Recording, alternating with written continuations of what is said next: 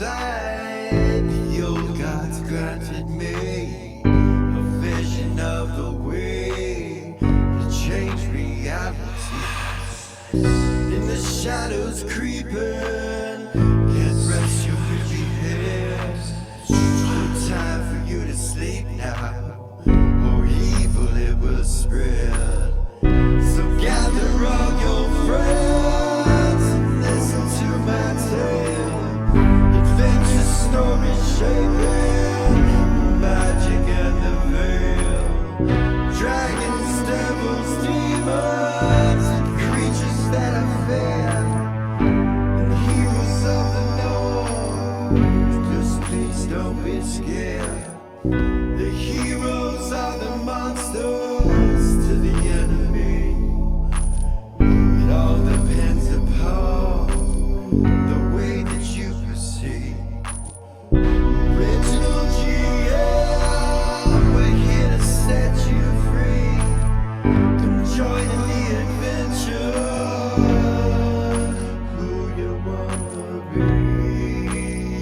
Who you wanna be? We are heroes.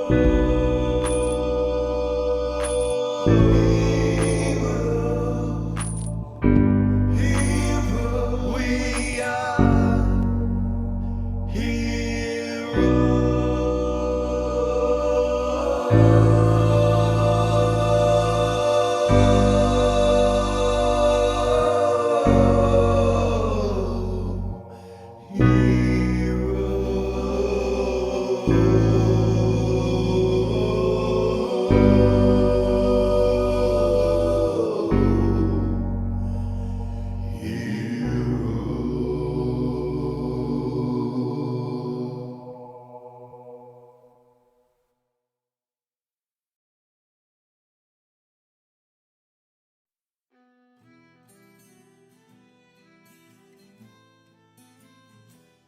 Welcome back to Original GM. I am Hupahu, once again joined with Wachi and Chikala, and back at it. Last couple of episodes have kind of been going through your magic items, kind of preparing your stuff, coming back home, and preparing for Bjorn and Vey's birthday party at the new club that Vey owns called the Sith. And we're going to start the game. Last time when we stopped, we had talked about fast forwarding from where we were, and there was a bunch of things that your characters out of gameplay that you guys would not have seen have taken place. A few of those things we'll mention. Most of them are not that important. Important in some aspects. Velia got her familiar, got a magic user spell where they're able to cast spells finally as a ranger, and she's got DOG. Yeah. And he's given her another 40 hit points, Yeah. added to what she already has. She's a tank. She's Yeah. a freaking tank. Yeah. And and other things that have happened with the artifacts and the things that you guys collected, and you're kind of coming back to home and trying to figure out what's going on in the city of Mirabilia, and you have the bandits in Beacon that are wanting to talk to the heroes in the north and all that. But you guys are just kind of taking the night off for a party for Bjorn and Vey's birthday. And so we're going to start with Velia, Ray, Lily and Myra. The four of you got cleaned up and went to David, and you're with David right now inside of the house at the heroes headquarters. You're up in David's studio, and there's someone there with you who just kind of showed up. She was in there when you guys came, so you're not sure what happened or how she knows David, whatever. But Rila Fila, Ray, you're the lady that kind of took you in with the brothel before Miss Morrissey and all that. And Yeah. she's here. Big hugs. She runs Big to you, hugs. hugs you, she hugs you, looks, she's like, how are you? And she holds you back and she looks at you. She's like, oh my goodness, you have grown up. you look so much, not older like as far as ugly or old, but mature and womanly. You're not as adorable as you were. You're more beautiful. And she smiles and gives you another hug. David waves at Lily and everybody and says, "Come on in, guys. Come on in. How are y'all? You doing good? Yeah? Yeah. So whatever you need done, just let me know and we'll get it taken care of. It's for the birthday party tonight It is. and Eris' show. Yes. I can't wait. I guess I'll just go with you guys. Rila and I are gonna go together, and she's like, yeah, she smiles. She goes over to Valia. She goes, "Hi dear, how are you?" And she gives you a hug. Okay. Lily, you've seen this lady, but you don't know who she is. Right. She looks familiar. She looks familiar to you, but you don't know who she is. Myra telepaths to you that it's one of Miss Morsy's girls. She goes, "I think she's one of Miss Morsy's girls. Like maybe her lieutenant or something, I'm not sure." So David will hook you up, get everything that you want to do. I know that Ray wants to do something. Yeah, so how do I say this? She knows that for Valia, them dancing together is like, it's a thing, and it makes Valia really happy, but she can't dance in full plate. Kind of the thing they do together that solidified their relationship at the Yeah, like beginning. it's how they met, like, and that's how they like bonded at the beginning was the dancing, and she can't dance in full plate. Okay. And it's not like anybody can permanently kill her on the prime. So, unless Okay. it's like a suspended animation, so Right. why be scared of not? Okay. So, So you're gonna dress without your plate? yeah. That's a big deal. Yeah. It is. Okay. It's for Valia. All right. It's Like everything Ray does. How Okay. would that make you uncomfortable? Yeah. Sorry. She's like, I don't know about that. Well, you don't say that out loud. No. She didn't say that out loud, but she just asked to be dressed in something that she can dance with and still kind of keep her Keep her weapons. weapons Black. with no armor. And Black. he tells you that your armor's magical, right? Yeah. Well, I can just change the way that everything looks, and you'll still be wearing it. Really? Yeah. Yeah. Okay. Don't have to worry about that. Do it. Of course. We'll get you an outfit put together. Nice. And he looks over at Lily and Myra and you too? Yeah. Okay. They get you all set up with whatever it is that you wanted. Cool. Like David always does, he tries to add some signature piece to it that, so let's see. If it's not black, she's gonna. He tries to give you,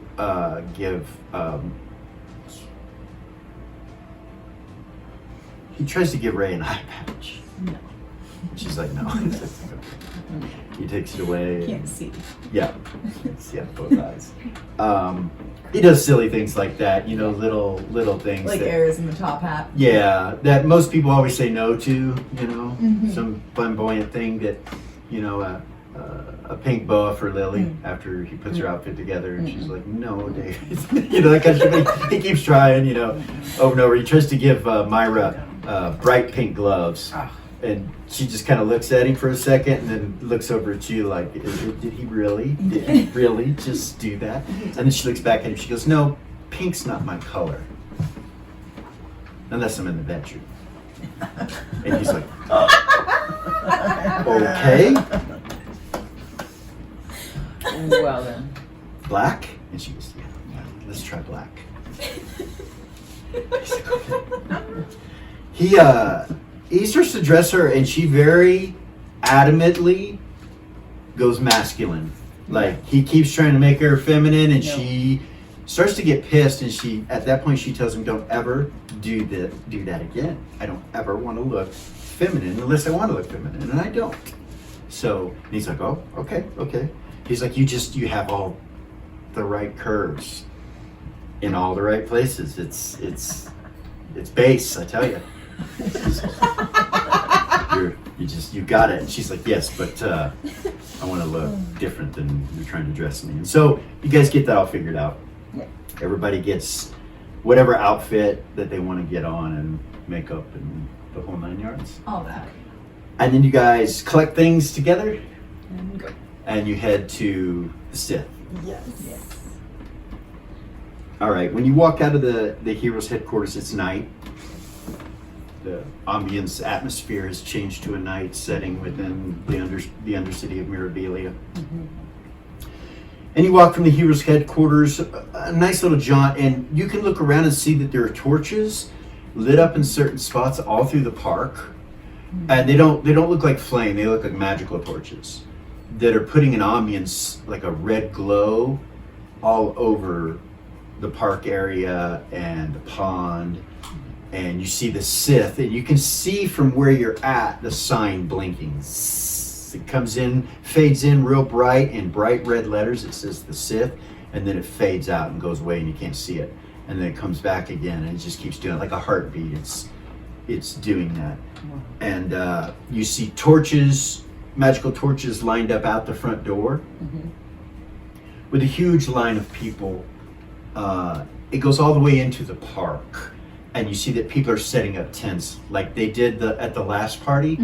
The whole park area is just full of probably 6,000 people outside the Sith and in the park area. Right up, as you come walking up to the Sith, you can see that the stone giant that used to guard the gate and beacon is standing there at the door.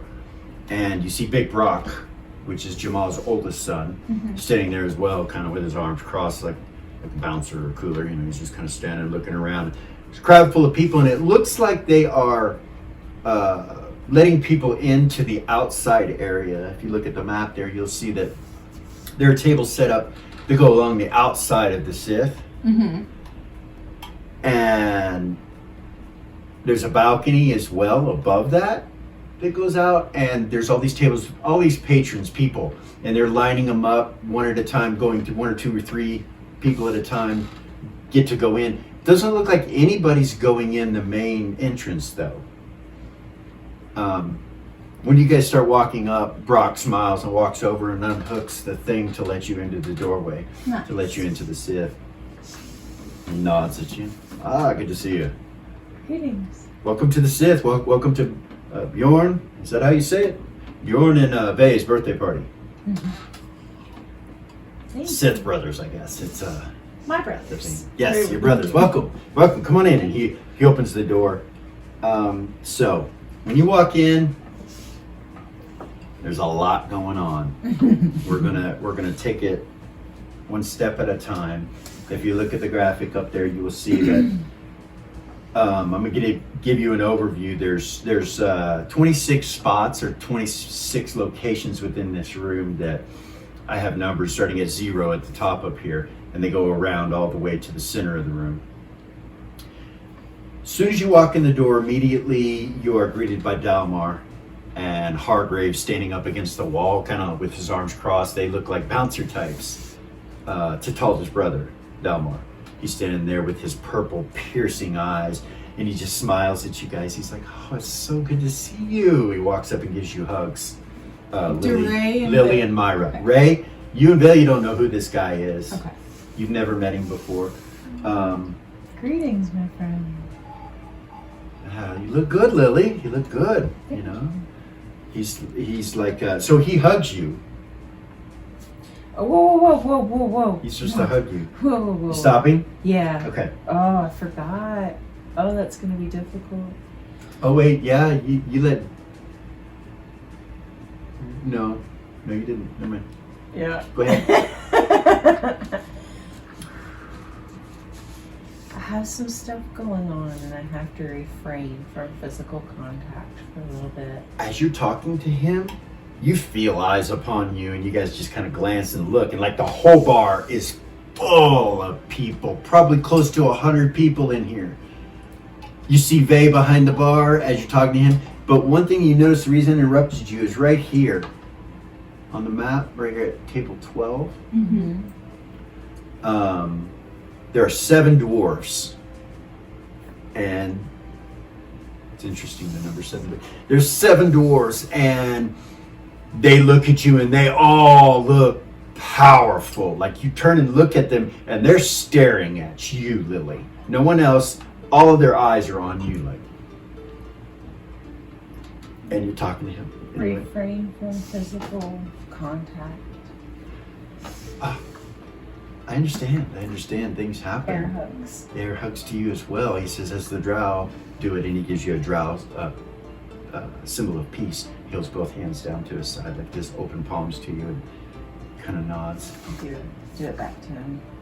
Hargrave's like, Lily, and you look past Hargrave, Oh. and you see a table full of some patrons, but behind that you see a table full of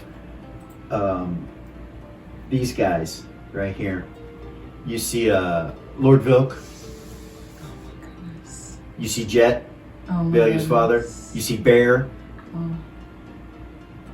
You see Chevy, Harrison, and Griffin, Jamal, and Dr. Levitt sitting in between them all. So yeah, that's what you immediately see right over there. And the reason I say that is because Valia's father's kind of got his back turned to you guys, and he turns and looks at you, and so does Bear, and so does Jamal, and they wave. As you guys come in. So this is all of you right here. Goodness. Will we attract attention, huh? Directly in front of you on the floor, you see what looks like dried blood and some cuts in the floor and a couple burnt spots. And you might think there might be some flesh and bone here and there inside the tiles as you look down. And what the fuck? Dalmar looks at you and goes, there aren't many rules here at the Sith, but welcome to the birthday party for Bjorn and Vay, the Sith brothers, and we'd like to offer you a free bottle of Sith whiskey. Come to the dark side. And he smiles. He says, you can get it at the bar. Our owner's here, Vay's here. He's up at the bar. And you see Vay at the bar. He's talking to Yayla. He's kind of leaned over the bar talking to Yayla and smiling at you guys. He nods at you guys. And, so about that point, Tuffy comes in. And he's holding a 6-foot by 3-foot object with a tarp over it. And he kind of walks up to you and looks at you. She'll rival telepathy Vay and be like, is there somewhere we can talk? Like, yeah, come to the bar. Tuffy's like, what do you want me to do with it? Somewhere not in here? Dalmor nods at him when he comes in and not in here? Yeah, I have something for you. Oh. For Tuffy? Oh, for Vay. You're talking to Vay. Yes. Not in here? And he's like, oh, okay. Let's go to my office, he says. Just Okay. Come on back, he says. Come on, Billy. So immediately, I'll take it. immediately to your Thank left. you. Okay. Immediately to your left at table 15, you see Gideon and Princess Dinamora and Prince Ervain, which are that's Gordon's sister or Gordon's mother and brother-in-law. And Gideon, the angel that was in heaven with you guys, is sitting in the corner right there. Nice. You gaze past him at table 14 and you see the mysterious stranger and 3 thief types sitting there. And the mysterious stranger's just drinking some strange drink that's got a bunch of fruit coming out of it with one of James's straws in it. And he's like, he's drinking it and he's not really even paying attention to you guys when you come in. Table elves, all the kids are over here at table 18, 19, 20, and 21. There's a bunch of them, as you can see. Yeah. And then over in the corner, you see Tatalda and Mal, a few patrons, Kilgoth and Samuel Dindor, the blacksmiths of Beacon are sitting there with a couple elves. Then you see Gordon and Eris sitting at the bar, and Yayla. Behind the bar is Gavin and his buddies on the opposite end, Jojo. And then you see Cecilia, Lily, the captain of your ship, the Beetle. Yeah. She seems to be bartending or doing something behind the bar close to Vay. Okay. At the bar is Nin, Volk, Doobie. And Tuffy will actually come up and put the painting Well, I would have taken it from him. Okay, you give it to him? Okay. Or you take it from him? All right. Yeah. When you do, he comes in and he goes and sits between in this empty spot between Doobie and Volk. And you see Remy over there. In the corner, Lily, you see Rabbit, White Rabbit. Him and Bella are really close to each other and talking. Of course. And at table 0, you look over and you see High Priestess Yavir and High Priest Ravor of Mysteria and Mystival sitting there. And you've never really seen them in public anywhere. Table 1, you see Riven, Emmett Chopet's brother, Yeah. and County Crows, 2 bards. Okay.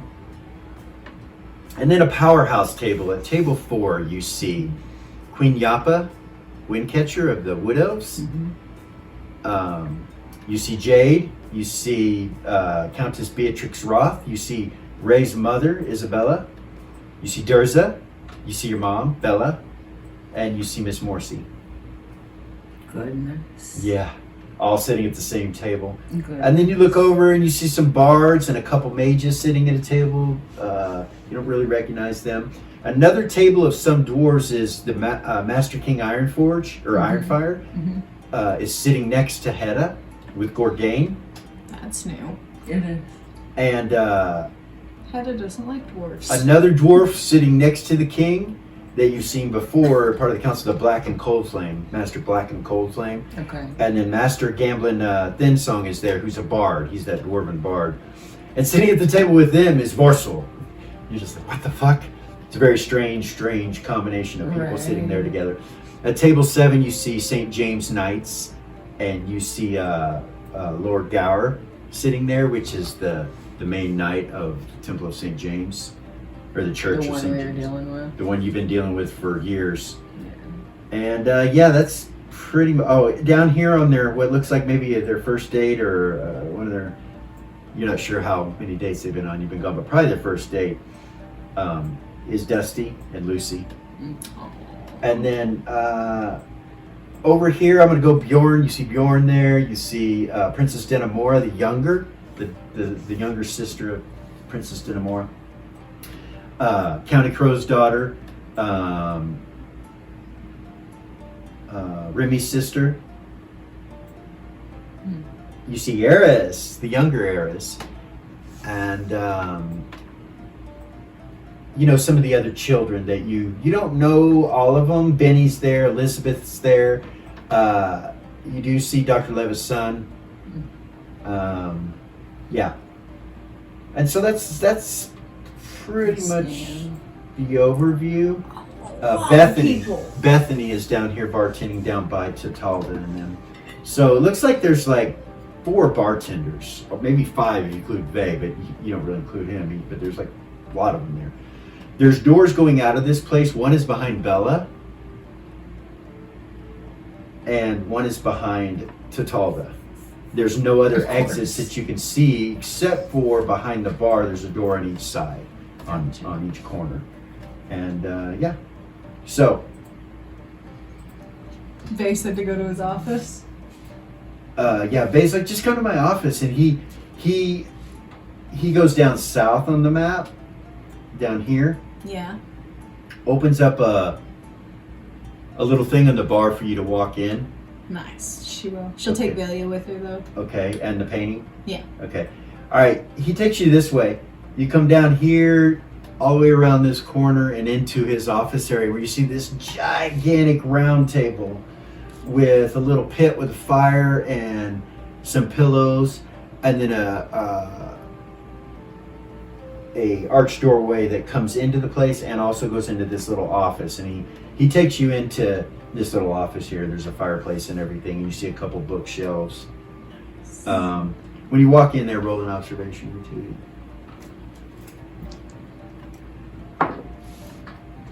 Yeah. Yes.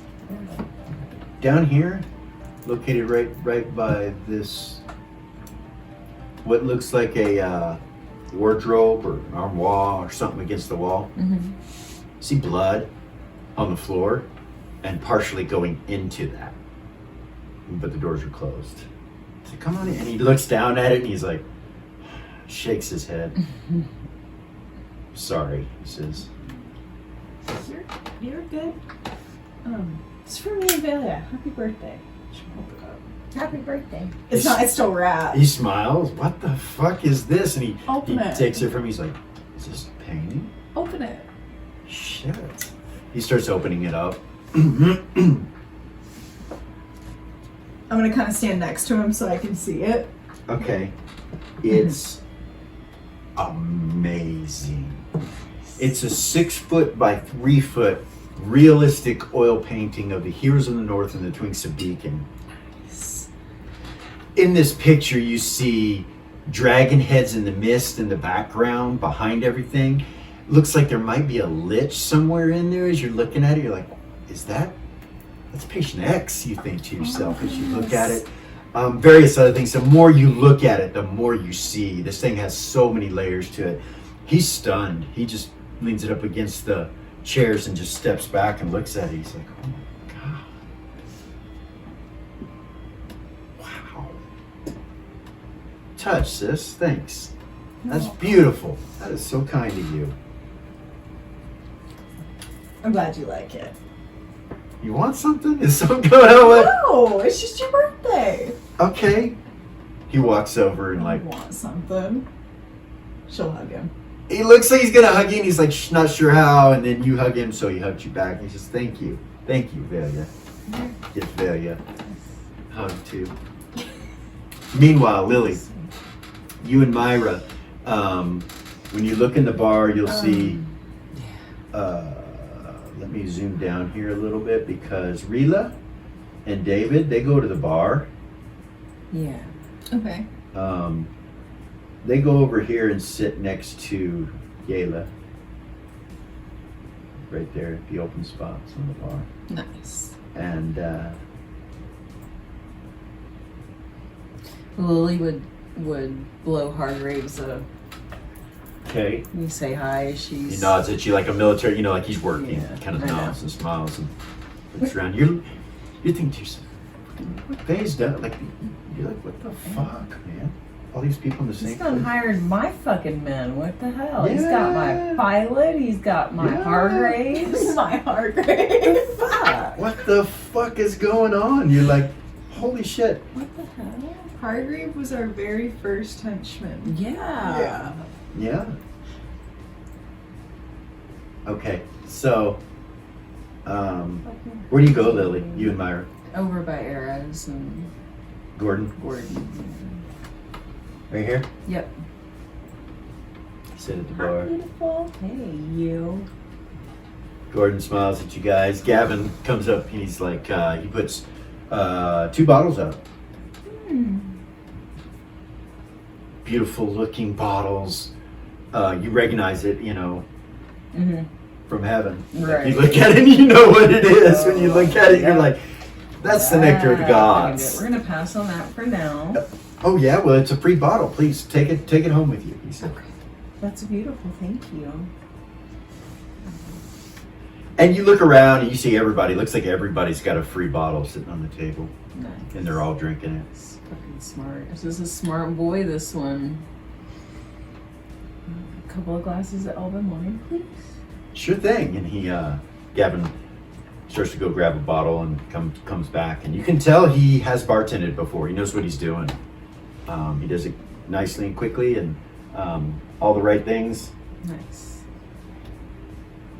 He lets you smell the cork and all that stuff, the wine and the bottles and everything, and you see when he brings it out, it's in this thing that has ice, and when he pours your glasses, he puts it in ice. He's like, and sets it on the bar, and you look around, you see other people that's doing the same, It's chilled. Fucking awesome. and you drink it. Yeah. It is some of the best wine you've ever had. Myra looks like, oh my God, and she downs the glass and puts it back, and she's like, more. We want some more of that, she says. And, yeah, Slow down. it's really good. And you guys are connoisseurs of wine, especially Myra. Yeah. She knows her wines, Right. and she looks at you and goes, Wonderful. The elf kind of next to her, he goes, "It's very good. I added it as well." And it's just a male elf sitting next to her, and she kind of nods at him and kind of does that back to you. Talk to me. Eris, Yes. David comes over to you. She'll turn. Hey, He's like, "Hey, how you doing? good, good." So I've had this surprise set up for a long time. It was kind of blown the other day with Vay, and some of the others kind of know about it and everything. To help spread the news about your music, I took it to the house. Really? Yeah, illusionary recordings of you. I started selling them. Really? Yeah, I've made a lot of money on it. So, that wasn't my initial plan. My initial plan was maybe make a little bit of money to help with the materials. Right. As you recall, the city of Beacon, our budget was really fixated at one point. Right. If you remember, I we do were barely remember. making it. And so the crown bastard, James, fuckface, wouldn't give enough money. So I had to make some money somehow so that I could produce the things that I needed to produce for you guys. Of course. In the process of doing so, I didn't realize how popular your music would be. And I made a lot of money. So I would Well, like that's to awesome. give you this, and he holds out a scroll as a peace offering in case I offended you. I did not mean to.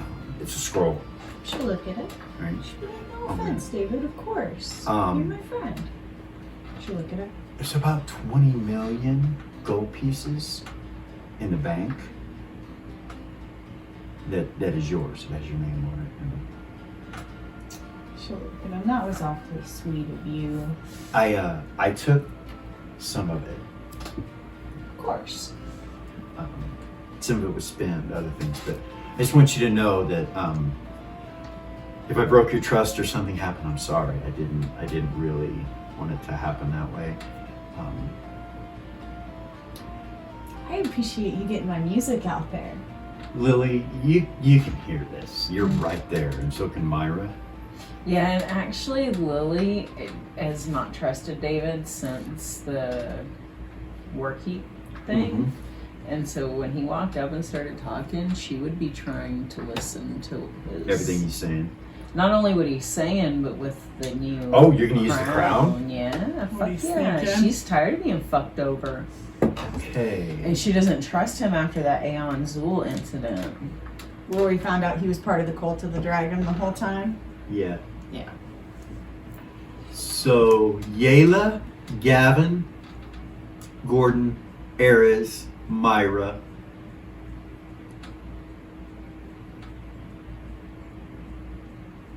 All the way down to Kilgoth. Can I try to only get him? So when you do it to try to feel him, all those voices come in at the same time. You're focusing on him, but you can hear thoughts from all those people.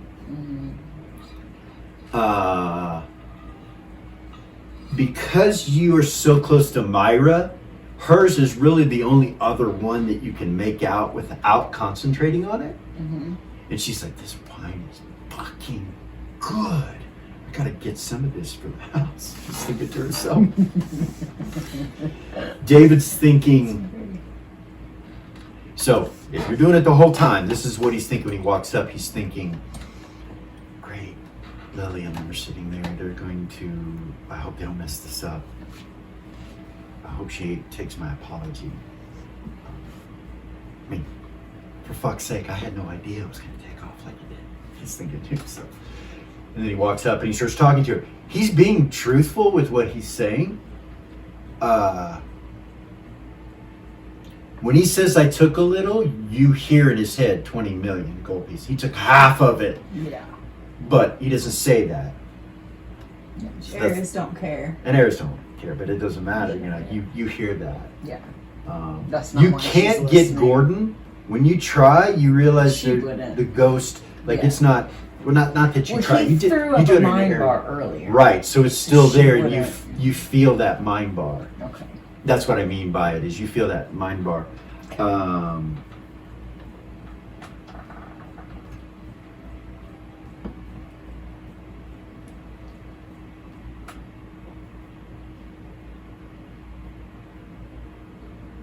Yayla.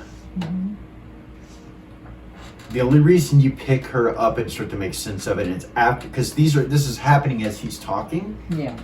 At first you heard Myra, and then you hear David because you're concentrating on David. But you hear over behind him, Yayla think to herself, she's like, should I tell my mom? Should I tell her? They know? Should I tell her? Should I keep acting like fuck? That's what you hear from her. Oh, sweet. Yeah. Back. After when he says that, Ares will hug him. Okay. Just so you know.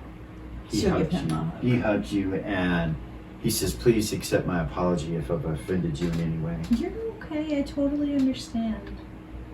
Already forgiven. Smart woman. When we got a chance to talk, I'd like to tell you all the places that it's been. I mean, I would love to know. It's amazing. I'm so curious. rumor has it there are demon and devil lords that like your music. And he smiles.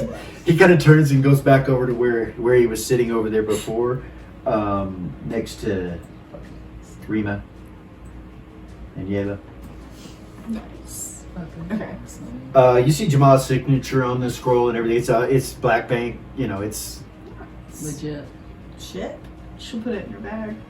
okay. Nice. Which bag? Which bag? Yeah. Her bag of holding. Okay. All right. Lily, Yes. we're gonna go back into the office with Vay and them for a second, but the doors are staring you down. Can feel them coming through You my can back. feel it through your back. You're like, those motherfuckers, what is their problem?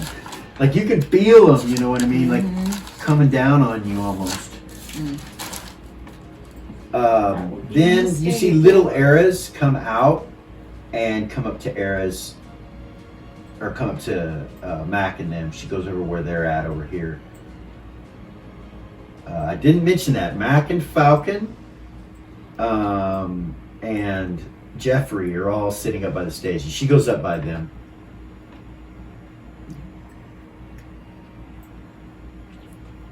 So yeah, Nice. back down into the office real quick. Okay.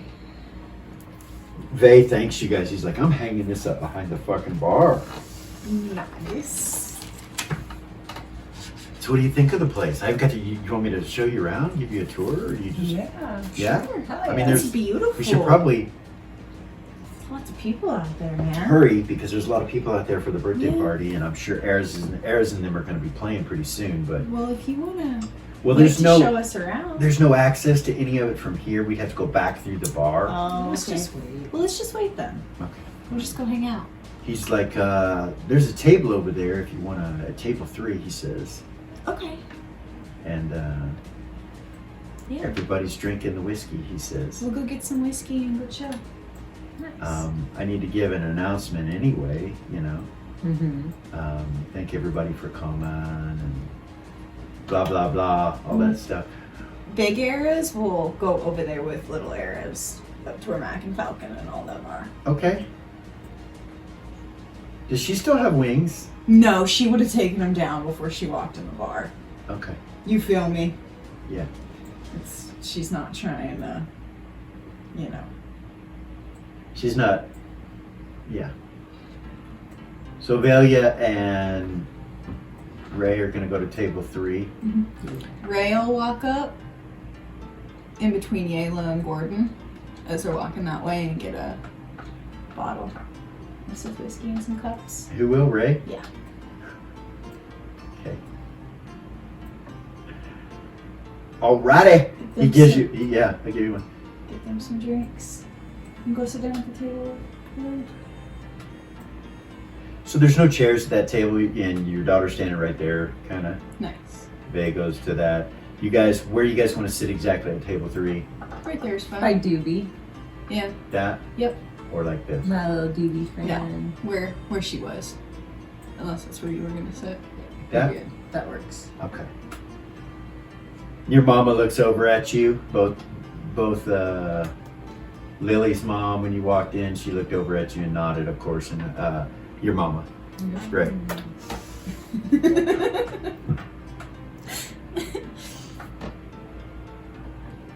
Yeah, so you see the Queen of the Wood Elves sitting there. You see the Princess of the High Elves and the Prince of the High Elves, the two of them, you know, and the Princess and Gideon. There's so many people in here.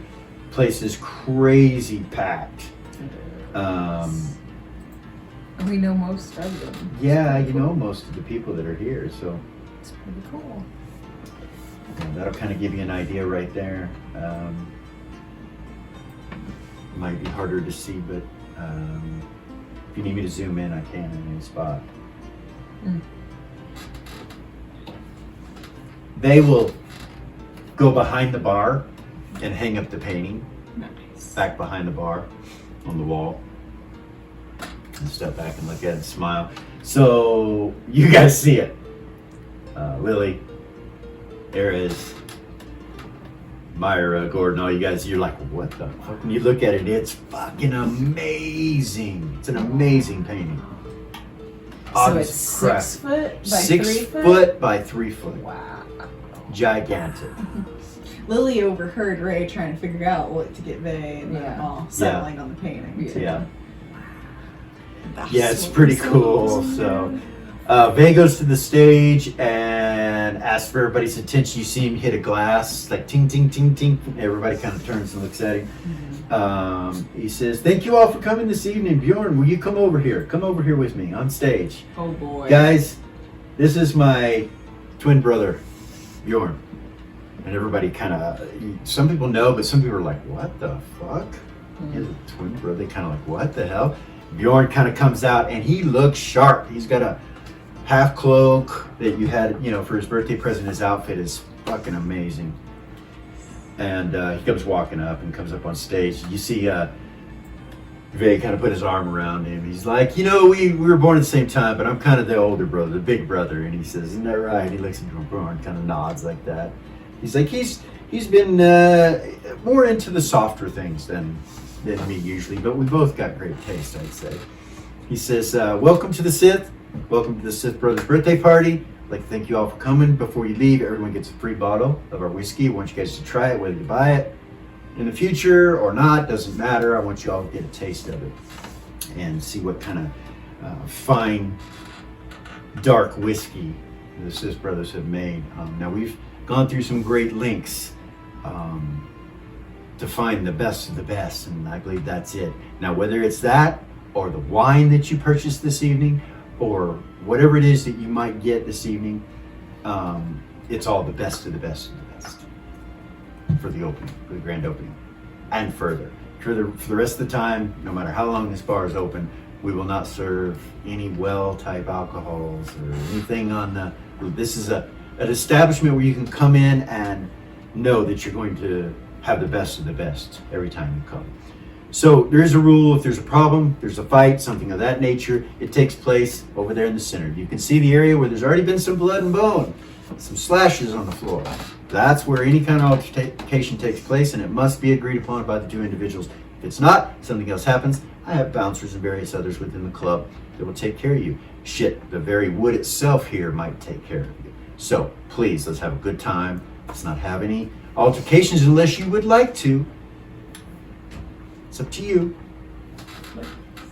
But let everyone have a good time. Please don't disturb any of the other guests and that kind of thing. So I know some of you have come to see and spend time with the Heroes of the North, and you all have your club memberships.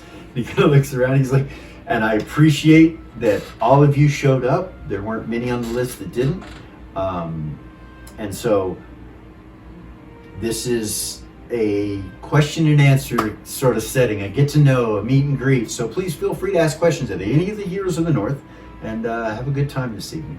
And thank you all for coming to our birthday party. And tonight, special guests are going to play some music for us. Eras and Z-Stick. And you see people start to clap, and like, and he looks over at Eras. He's like, Eras, would you please Me? come to the stage, please? Yeah. My friend Eras, he says, recently we've become pretty good buddies, and she has offered to play this evening, and so her and her band are going to be here. I hope that you enjoy the entertainment. There are some other bards, so after they're done with their set, if any of you other bards, and he looks around, looks at County Crows and Riven, and want to play some music, do some poetry, anything like that, feel free. The stage will be open after that. Thank you all for coming to the grand opening of the Sith, and Sith Brothers appreciate your patronage. And he smiles, and everybody claps, and he goes, "May I welcome to the stage Z-Stick," and he just gets off, and you're like, and Mac and they're like, "What the fuck?" Oh, and they get up real quick, and you see little Eras kind of look at you like, what are we doing? Should walk up. Should just tell the Eras truly, just like we practiced. Okay, all right. She pulls out her mandolin, and Mac pulls out his... Does Jeffrey come up to do his Jeffrey thing? comes up, and Mac starts setting up his drums, and Jeffrey comes to the stage and starts to announce you guys.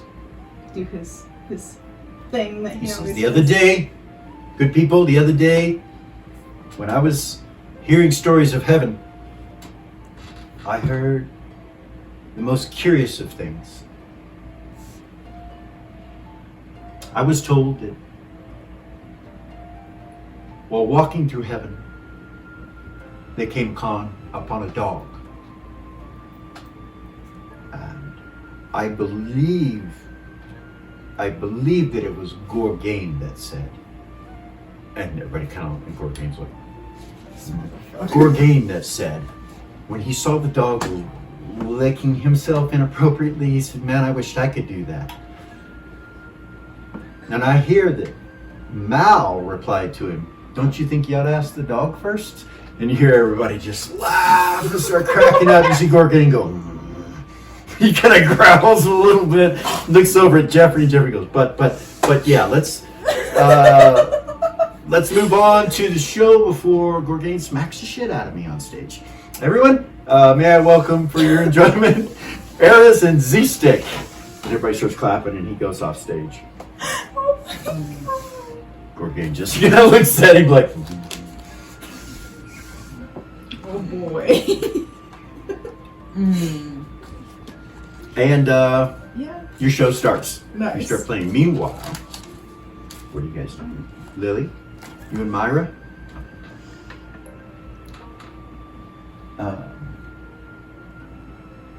Yes. Gordon will move over next to you. Hey, you. Hey, well, after Eras leaves, he'll move over next to you. They start playing. Do you play one of the new songs? Yeah. Okay. Just however we practiced it. Okay. I don't know. I guess we never really went over that, did we? Yeah. So, Eras, you're on stage. Little Eras gets out her mandolin, looks at you kind of nervous, and you can see she's shaking.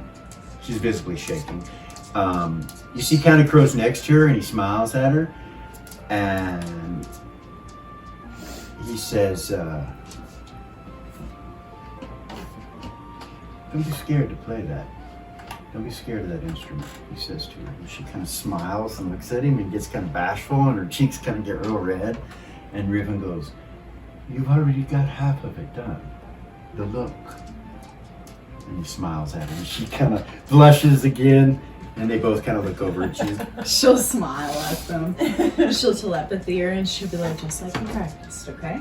She's like, "Okay, Mama." You got this." He starts to play the drums and start the first song. When we do, I want to raise morale in the room. Okay. I've got a 20% bonus from the Sound Witch. Oh, yeah. And then my reaction Base adjustment. chance. Yeah, my reaction adjustment's 50%. So you're going to raise everybody 14 morale points in this room right now. Yeah. Okay. As you start playing and you're doing that, the dwarves get up. And they come walking over towards Lily. You see that Vay and his brother Bjorn have sat down next to Gordon here and Yela, facing outward, not facing inward, not out towards the bar, but inside towards the stage. And Gordon has done the same. He's kind of turned to Lily. So when he turns, you and Myra kind of turn, and that's when you see the dwarves walking up. There's 3 groups of these dwarves. Even though they're all sitting at the same table, you can tell the group that comes up to you first. These dwarves are older, quite a bit older than the other 2 groups. If you look at the map, these 3 in front look older, and these 2 look together, and these 2 look together. So when they come up, the dwarves come up like this, like guards on each side of the dwarf in the middle, and they just kind of stand with their arms like this, and they look real serious. And the guy in the middle does too. He looks regal almost. And you look over his shoulder, and you see the king, the dwarven king of Beacon, sitting at this table over here next to Hedda, and he's got this suspicious look on his face. Like, what's going on here? You can tell he's really interested. Yeah. He's not paying attention. Yeah. He's not paying attention to Z-Stick and Ares and all that. Yeah. Most of the room is. Right. When this happens, the kids kind of look at the dwarves, like, and you see a couple of the kids. Actually, they like stand up, like so they can see and look over them because they're watching the show. So some of them stand up and look over, like they want to. You think it's because little Ares is friends with them for one, and this is her first performance up there. Right. Anyway, the 3 dwarves directly in front of you, the middle one goes.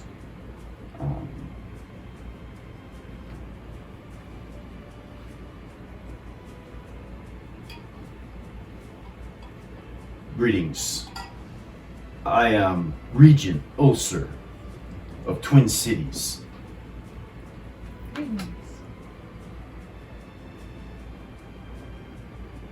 Son of the Dwarven King in the South. Eldest son. And he kind of turns and looks back at the other 2.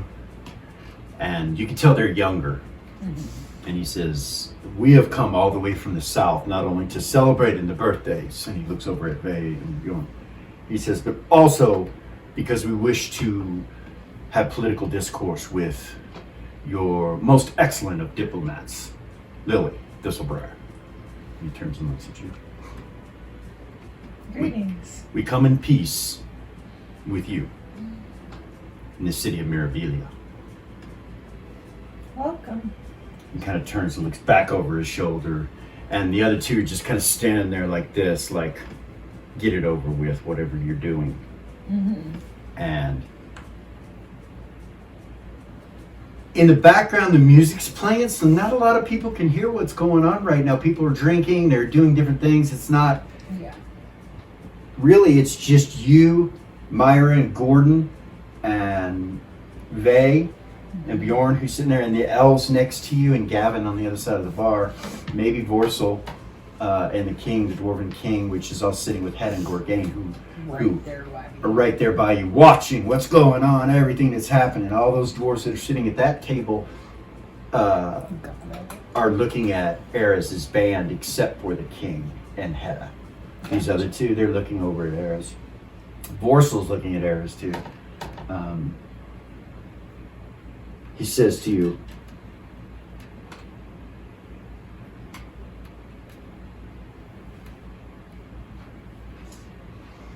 it was passed down from my father, the right to wield the items of might, of good might.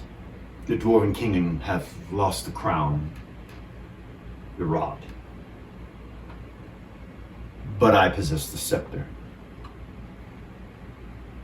With all 3 items, I could unify Twin Cities with Mithril, Ilkforge, and the Gullfist Mountains, and all the Dwarven Kingdoms. So I have come to offer you a great gift, and in return, perhaps make a trade. you would be changing the South forever. You would bring goodness back to where it belongs. Excuse me, I don't mean to interrupt. You hear one of the other dwarves say, and he kind of glares at him like that and turns and looks at him. You can tell he's angry that this guy says anything to you. Right. I am the region of Mithril. My name is Major, and I also have offers. Before you make a decision, please allow myself and my younger brother to also make offers for the kingdom. Our father did not want him to rule. He says, "Shut your mouth, he did too."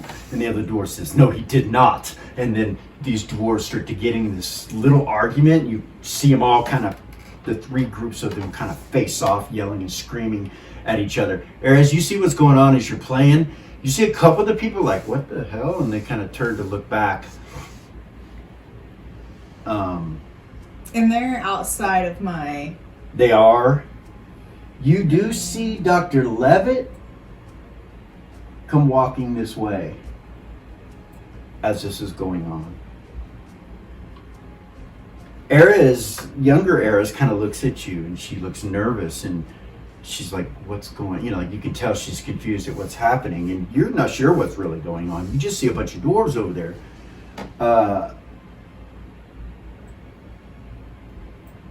What do you do? Anything? They start to argue. Lily? Yeah. No. You're just letting them argue it out? Yeah. So they're arguing it out and they kind of, they all kind of face off and it looks like they're facing off in the area where they're supposed to. Mm-hmm. And Are they like screaming? they are. They're screaming and yelling at each other. But it switches from common to Dwarven. So if you don't speak Dwarven, you don't understand what they're saying. Lily does. Okay. They're She'll arguing learn it about for her who life. has the right. The younger brothers are claiming that the older brother would bring the kingdom to a downfall, just like he did with Twin Cities, which is a city down south in the Goldfist Mountains. It's in the center. And then you have two cities, one north and one south, called Elkforge and Mithril. Mithril and Elkforge are both ruled by one dwarven regent, which are the two in front of you, the younger ones, and the Twin Cities is ruled by the elder. The younger ones are saying that their father did not want him to be ruler, which is why the items were separated, and that he came by the scepter in a despicable way, and and he's like, "You shut your mouth." He's like, "Neither one of the two of you know anything about ruling. Twin Cities provides you with everything you have. I have taught you since you were young how to rule those cities, and otherwise they would be destroyed." And he's just they're going off back and forth, back and forth. Does Vay look like he's gonna do anything about it? No, he's just sitting there watching what's going on. Very calmly, it looks like. Dr. Levitt at this point,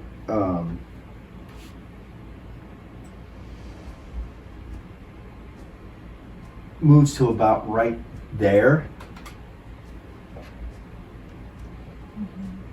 And you see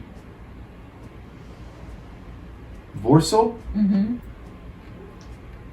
and Dr. Levitt about the same time cough up blood.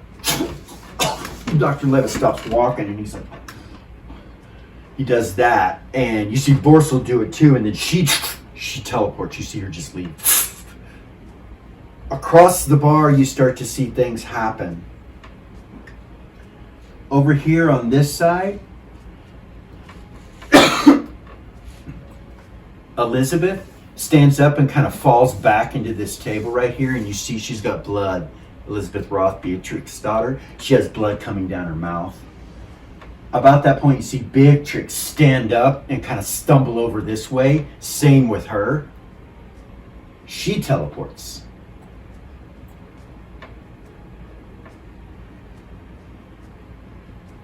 Elizabeth teleports.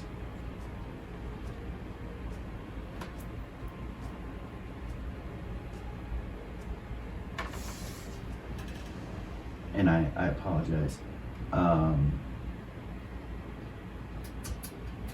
Where is the other one? Damn it.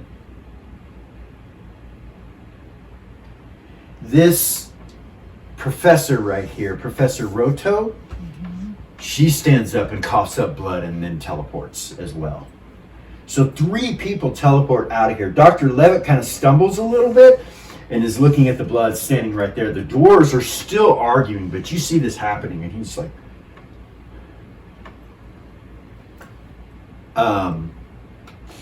you can do something if you want to.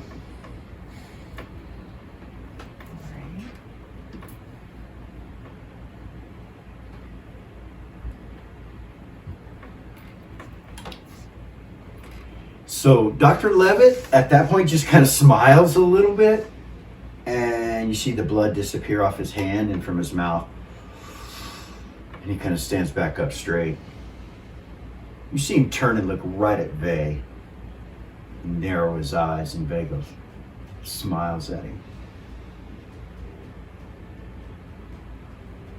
And then you see him kind of turn from wherever he was headed and walks back towards the door. You see him like leaving, and he doesn't do it fast. He just kind of casually, slowly starts to go towards the door. What is Vay thinking?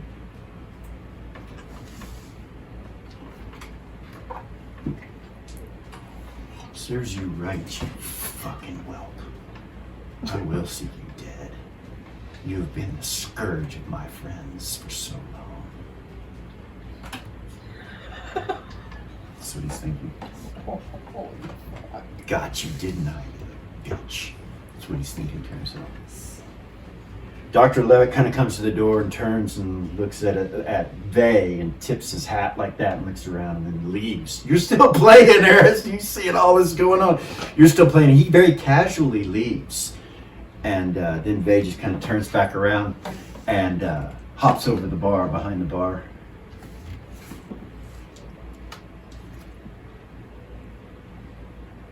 What the hell's going on, Vay? Who says that? Lily. Out loud? Or? Telepathy that to Vay.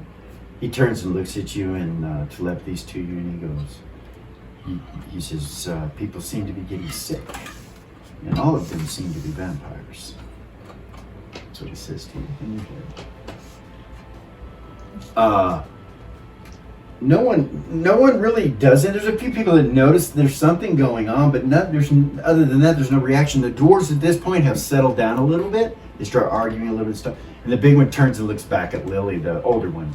Ulcer.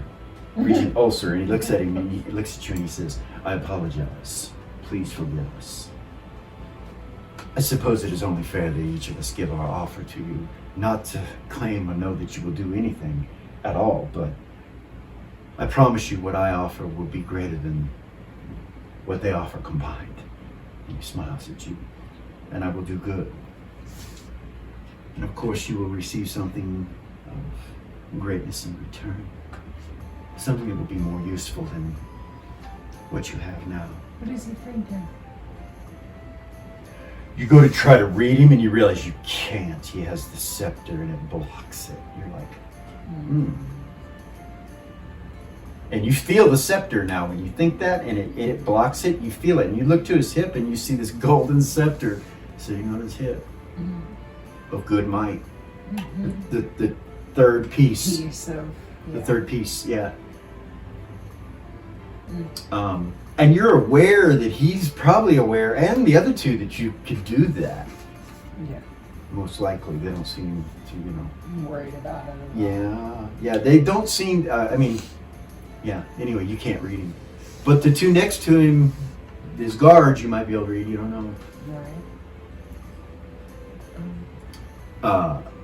The other two go and sit back down at the table over here, like to wait their turn almost. You know what I mean? And he's left standing there with you.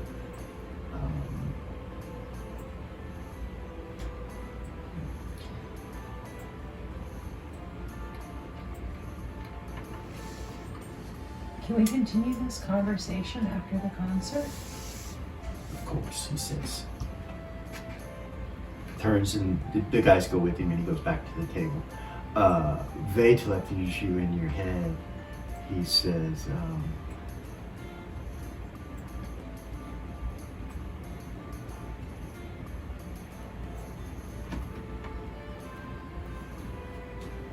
it's not my place to poison unique patrons of the Sith. But evidently the effects of plasma material plane which was placed within those bottles affected them. I have infected them. I don't think Dr. Levitt liked that very much. Yeah, well, it's not like you realized what was happening. But I hope the others are okay, especially Borsal. I did not suspect that they were, I didn't think. Anyway, right. let's carry on with the evening. Aries, you finish your first song. Nice. Keep going, man. Crowd claps, and everybody kind of turns towards the stage again, and things start to kind of fade a little bit from what just happened.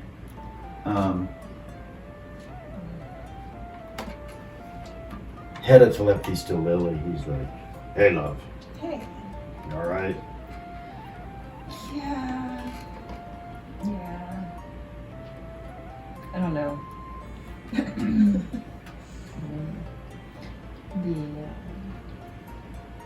They're wanting to make me offers to give up the crown and rod that I got from Bonnet's trove, arguing about rulership of the South and what their dad wanted, what he didn't want. Crown of Good Might? This Rod of Good Might? You have that? Yeah. Lily! I He know. kind of looks over at you like, That's why. wow. That's why I couldn't hug you. Remember? It makes my touch poisonous. I didn't know it was the Crown of Good Might. And Rob. No wonder they want it. Yes. Mm. And I'm not. Seems like the Elder One, from what I know, and according to what King says here, he kind of rules with an iron fist, love. The two younger ones aren't as brash as he is, but they don't have the knowledge that's needed to rule the dwarves down south. Kingdom's been divided ever since their father died. Right. There are tales that the dwarven gods came and took the items after he was dead. No, I was bottom that. Obviously, it has something to do with that.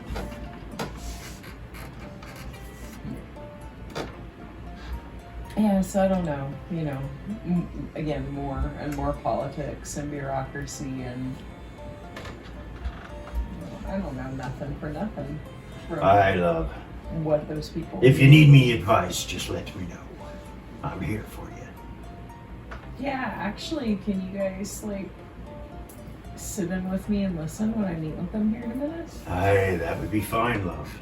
Is there, it would be better for a private room, wouldn't it? What? I think that would be the idea. Maybe that lad has a private room here somewhere. I bet he does. I bet he does. I'll get it worked out. I asked him to leave me alone until after the concert. About that point, you see Bella, and she starts walking around in the crowd and taking orders, and you realize she's a waitress. Here. You're in the middle of your second song, tension's building. All the bards in front of you that are sitting there and the other professor are still into what you're doing. She says something to the two bards sitting in front of her. She whispers something to them and they're like, Nice. and the powerhouse women sitting at table 4, Yeah. they don't seem to be altered or affected by what just took place at all. They all have an air of Whatever. unbothered by what's happening. Jamal and all of them over there at that table are Yeah, I'm sorry. My bad.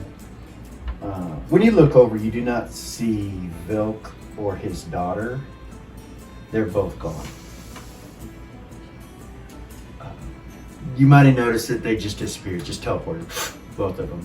You don't know if you didn't see them cough blood, you didn't see anything like that, but they did teleport together. That's Vilk.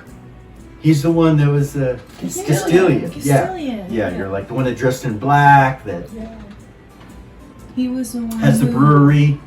That dude for He was the ale. one that gave us our He's start. one that gave you your He start. did. He recommended us to the king to rule Beacon. Mm-hmm. Anyway, he leaves and his daughter leaves, and it's pretty quick, abrupt, and it happens at the same time as all that shit's going on. Hargrave will kind of walk around a little, look around, and Dalmar too. They just kind of start looking around the room, you know. And after a few seconds, they go back to where they were before that, almost like they were told everything's fine or something.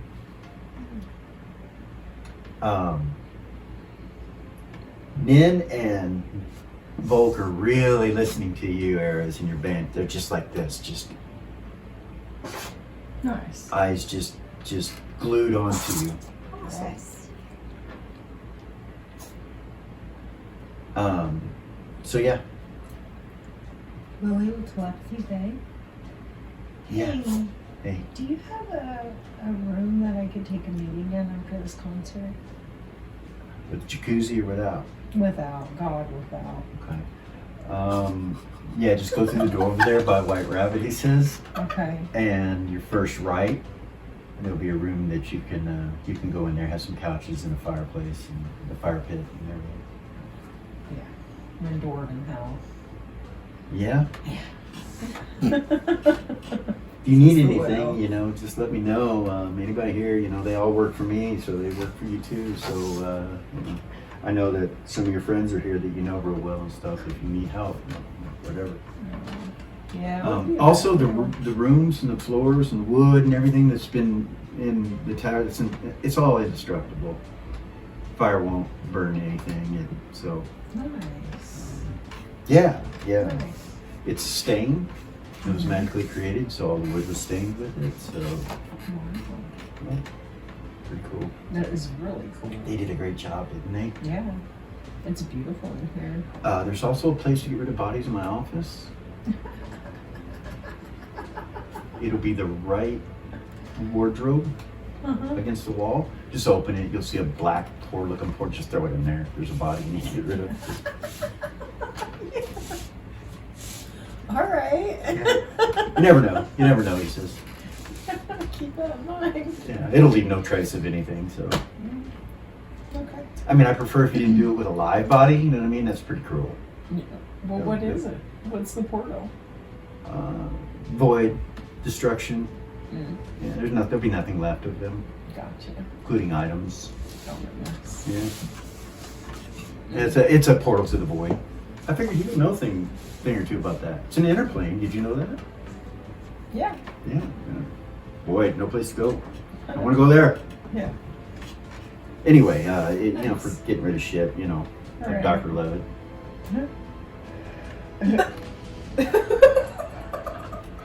He says that. She laughs. Oh boy. Yeah. You know. Mm-hmm. Yeah. So Gordon, he would not include Ares in this because she's playing, but Lily, you and Myra hear this, and probably Gorgain and Hedda, Mal and Tatalda, you know, the usual. The low level characters too, or no? No, just the high level characters. He says, so Gideon's sitting in the corner over there, that angel, and my mother, and I think I'm gonna go over there and have her sit down. Thank them, he says, and he goes this way.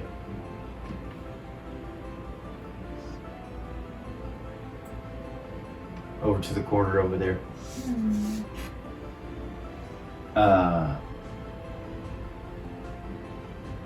Bjorn's talking to Yayla, and Yayla's talking to Bjorn. See, I don't know really what to tell you as far as anything weird going on. There's nothing really weird going on now. Yeah. So, what do? You go to that room, or are you gonna do that later? You gonna do it later after the concert? Okay. Yeah. So you finish your second song. It's, you know, just as good. She'll telepathy, babe. Be like, how many songs do you want me to play? As many as you want. It seems like you've already got them all. And you look around, everybody's having a good time. And he says, whenever you want to quit, it's up to you. He goes, looks like there's plenty of bars here, so. She'll tell him I'll do one more and then we'll stop. Okay, all right. She'll tell the rest of the band that through telepathy. Okay, he says, thank you for coming. That was cool. For sure. Should start the third song. Okay. Delia will ask Ray if she wants to dance. Yeah. She had poured Nobody's dancing. 2 glasses for them. Okay, you try it? I forgot about them for a while. You gonna drink it? Oh Okay. yeah, Delia. It's like it wasn't heaven, it fucks you up. It makes you feel better. So, your Vulcan ability, Ray, Yeah. it doesn't really go off. You feel like whatever this is going to heal you. It's really strange, but your Vulcan ability gives you ability to stop that from happening if you want to, from being healed. Which is really odd because that's never happened to you with a heal before. You realize there's something in this drink that wasn't in the drink you had last time. There's something else in it now, Oh. and it's trying to heal you. Nice. But your Vulcan ability goes off. So it's up to you what you want to do. The question is, as you drink it, do you want to stop whatever that is, or do you want to allow it to take place?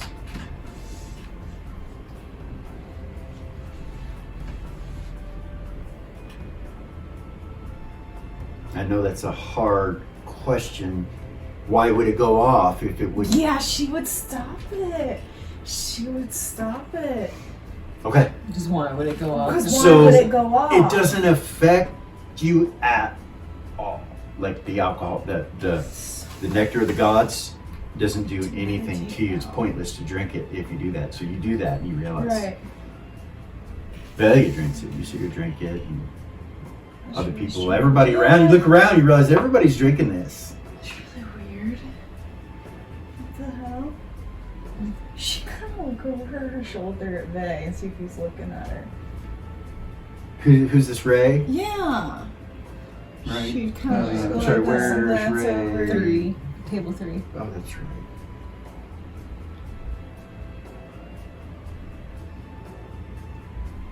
So yeah, you can see Vay. He's right here. Is he looking our direction? You turn to look at him. Yeah. No. No? If you keep looking at him, he'll turn towards you though. Like if you keep looking, he'll turn like that and kind of look at you, like he notices you're looking at him, Gotcha. but he wasn't looking at you. Gotcha. He smiles at you. She'll kind of half smile back at him like, He goes, she's like holding the glass and she'll kind of, you know what I mean? yeah, Like she'll kind of give him, like not a accusing look, but Right. just a, a quizzical look. yeah. He smiles at you.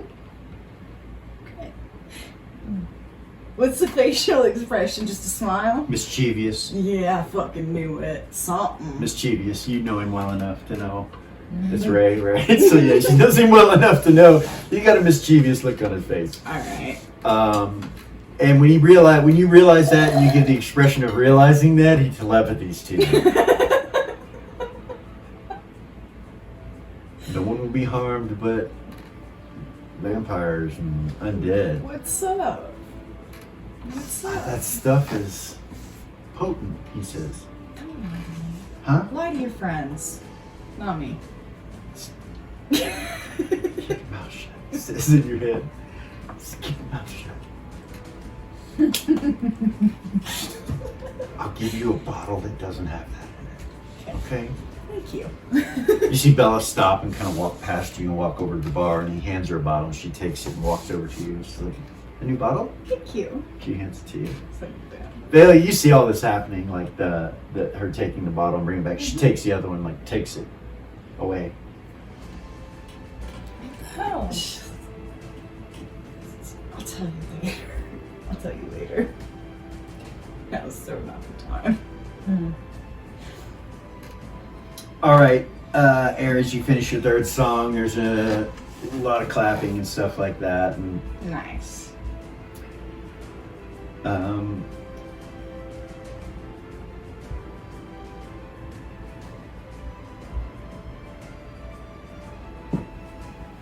You get off stage. Yeah. Where do you go?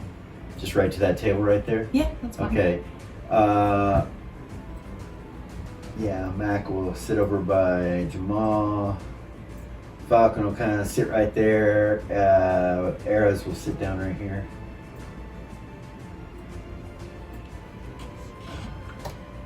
Falcon kind of goes up against the step right here on the wall. And just kind of Nice.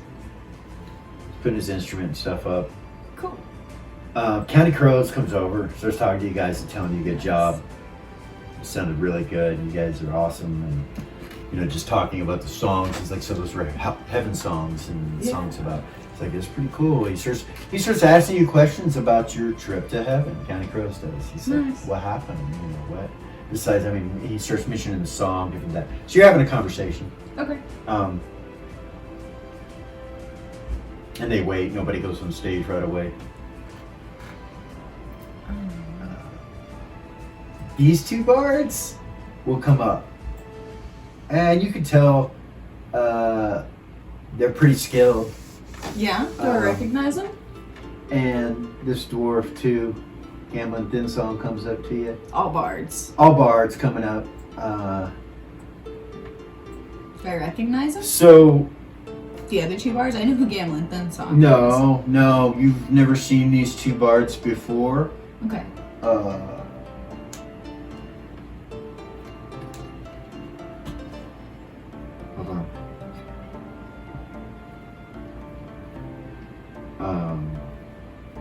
An elven female, Mm-hmm.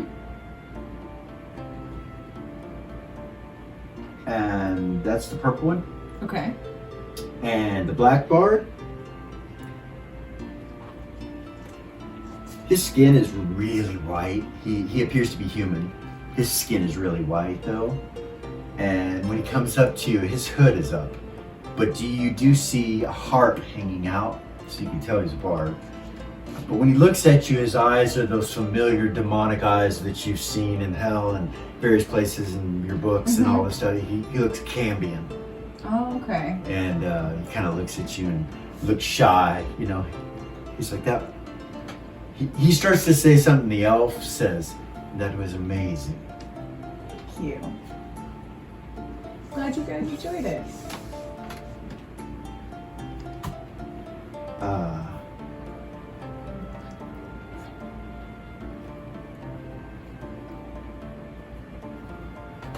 The female says to you, "You may call me Trill." Trill. Yes. Nice to meet you, Trill. And hold on. That sounds so familiar. Yeah, it does. It sounds so familiar. Why does that sound so familiar? Do you want me to tell You say Falcon, look at you. Falcon kind of looks up at you and he looks at her and he goes, "That means drow." And she's like, "Yes." He smiles like he's Falcon's like, he's like, "Well, we appreciate you coming, the process was rather quick and songs are kind of new to us too, right guys?" And he kind of looks at her. And Mac's like, "Yeah, like Yeah. hours." Yeah, I just got home a couple hours ago.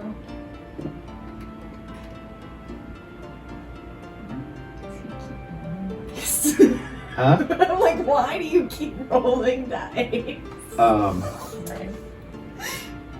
The Canadian just kind of looks down. He started to say something, but he didn't when she did. He just kind of shut up and kind of looked down, kind of shy with his harp. She doesn't have an instrument, No. but you could tell that she's a bard. She just acts like, you can tell that she's got that There's energy. an energy. There's an energy to it, like Riven. He doesn't carry an instrument either. Mhm. She would look at the Camion and be like, "And what's your name?" Fixtion. Fixtion? Yes. True. And he kind of smiles. You see his cheeks kind of go pink. Oh goodness. And he kind of looks down. You see him breathe like that. Like real deep breath he takes in, and she starts talking to Mac. Nice. Or not Mac, sorry, Eris. She's like, so how long have you been in Z-Stick? I've never heard of you before. What's your name? And Gambling Thin Song goes over and starts talking to Matt, the dwarf. Nice. Yeah, she'll just talk to her. Okay. Your daughter answers her, she tells her it's my first time. Oh, other Eris. Yeah, the Sorry, other. you didn't She's like, specify. no, she's like, it's my first time, and my name is Eris, and she goes,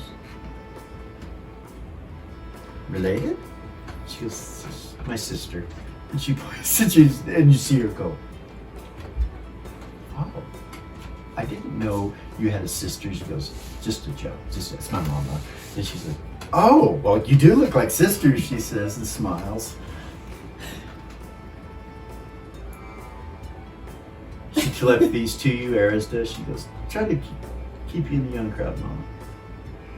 And she smiles and looks over at the drow. And you can tell the drow and the Camion, they look pretty young. Yeah. Yeah. No, she telepathy back and be like, you can't keep me young. I'm millions of years old. I know, but you gotta be able to talk to the kids, or maybe, I don't know.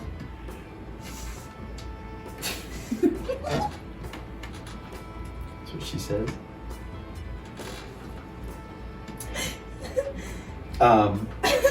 Lily? Will telepathy. Hedda, Gorgain, Mal, Tatalda, Eris. Yeah. And ask them to come with you? Hold on, I'm trying to think if that's it. Is that it? Yeah, I'll telepathy all of them Gordon. and tell them but he's down here.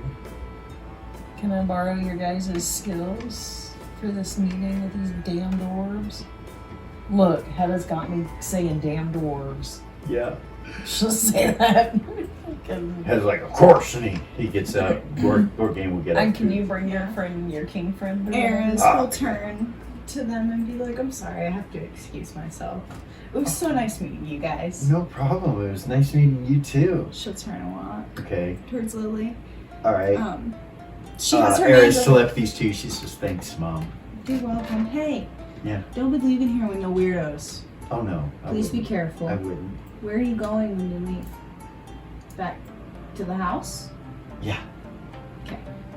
You're more mean, than welcome to I'll stay. be with Mac and Falcon whenever they leave, she says. Okay. You're more than welcome to stay in my room.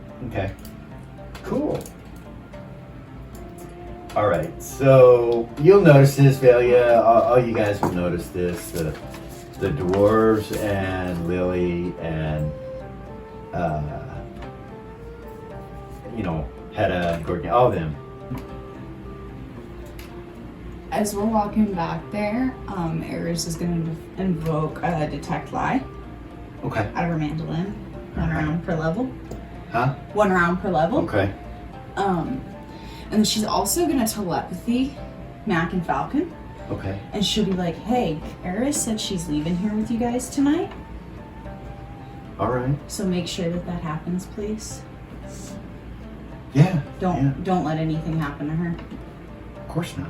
She's my daughter, and there are people who would exploit that. Gotcha. We got her. No Okay. worries. Thank you. I'll be back in just a little while. Okay. Hey, good show. You guys too. You guys fucking rocked. Okay, so the 3 dwarves, the first 3 follow you back there, and the king, Master King Ironfire, Beacon, the Dwarven King of Beacon, is there with Hedda. And Mal, Gorgain, Tatalda, Eris, Gordon is still talking to Gideon. Yeah. Myra's there as well. Okay. I can hit the whole room with that detect lie, right? Oh yeah. Okay. Yep. You can.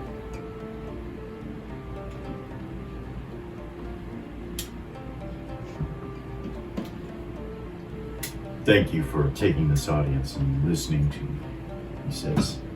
Ulcer. He says, I would be King Ulcer if it was for these 3 items. If I possessed these, it would unite my people once again. The Goldfish Mountains would be whole. Save for a dark secret that lives within the mountain. My offer is multifaceted.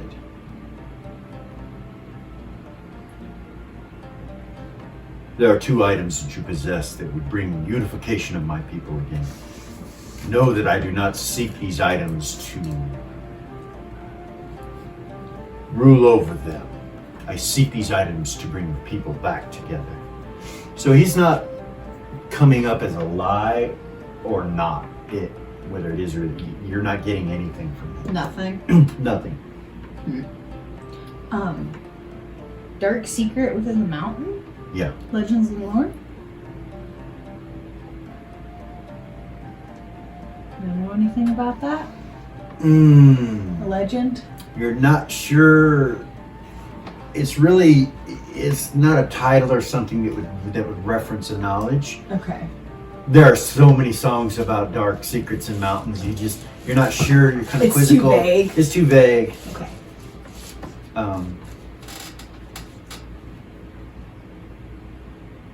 He kind of looks at you. The king, the regent does.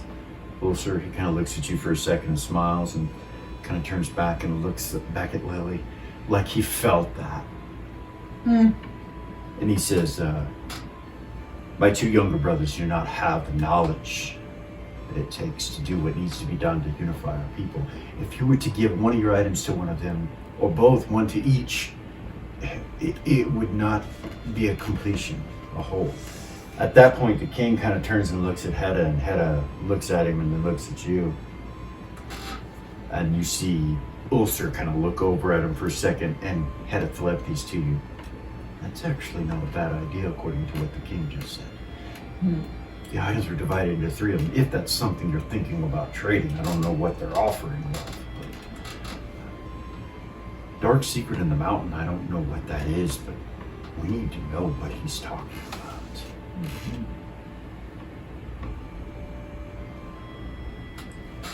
So what is the dark secret in the mountain that you speak of?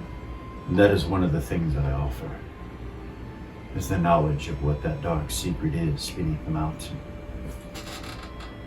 Not only do I offer what that dark secret is, but what we know about it, but I offer you the ability to come within Goldfist. Adventure deep in those mountains to where that secret is. The knowledge that we possess and what we know of the history of what lies there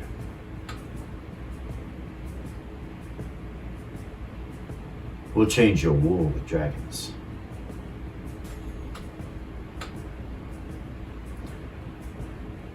That is not to say that without it, we cannot do the same.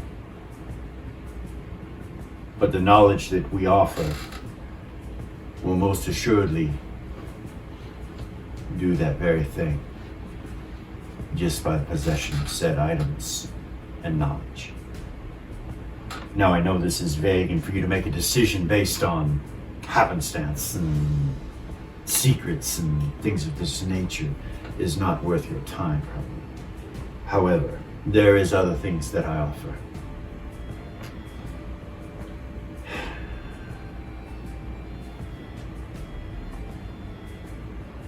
He turns and looks to his left, and you see the dwarf look at him and open a bag, and he pulls out this rod that's about this long, and it has gemstones going up and down it. He hands it over to him.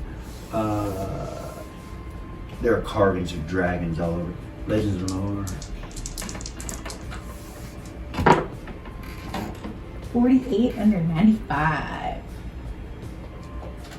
You notice the 5 colors of the gemstones, and you realize that Rod of the 7 Dragon Lords is what you remember. Okay. And as you look at it, you see there are 5 stones with all the chromatic colors upon it, from black, white, red, green, blue. But on the tips of the rod itself, on each side, is a platinum and a gold gemstone at the top of it. Okay.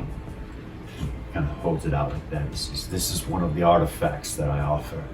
I will offer you 3 things in exchange for the 2 that you possess.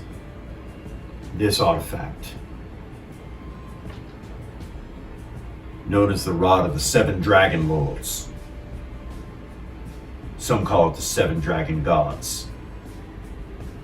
With this item, you will be able to do all that you can imagine with draconic kind. They will have no sway over you.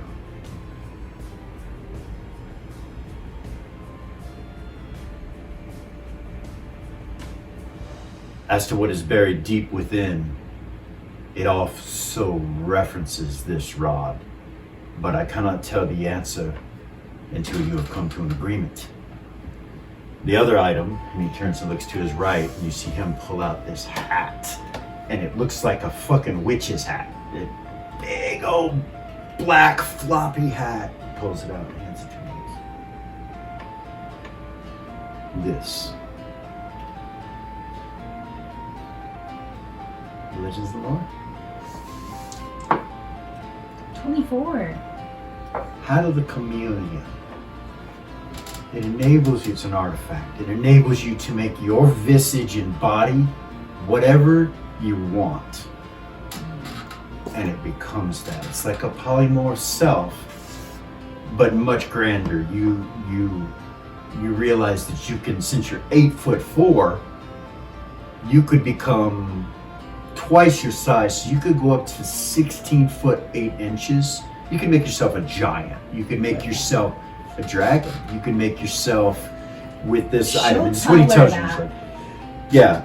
So yeah, I'm sorry. You don't know that. You know that. I'll tell her that as I realize what it is. The Hat of the Chameleon. He says. Through telepathy. He says the Hat of Master Jody, a grand wizard.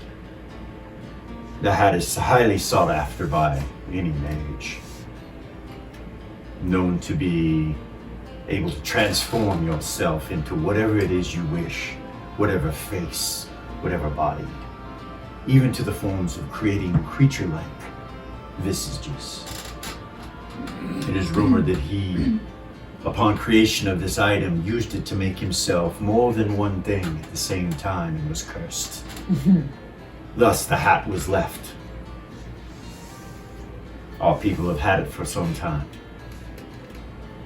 For this, the rod and the secret. For the items of good might that you possess.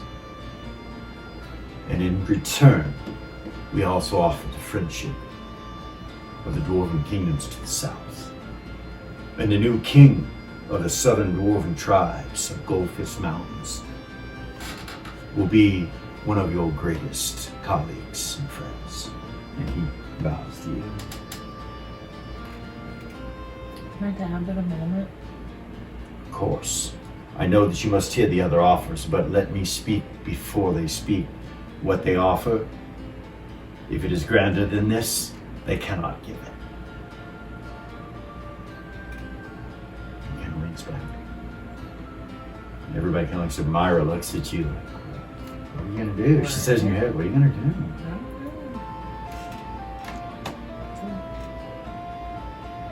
Apparently we have 2 more offers to hear, and I guess you should hear them. yeah. Tell them thank you and we'll let them know. I asked him if I could have a moment, so Yeah, you did. yeah. You're telepathying back and forth. You're just kind of sitting there quiet for a minute. You said, can I have a moment? They know what you're doing. You know, I think you're sure. They know you're telepathy.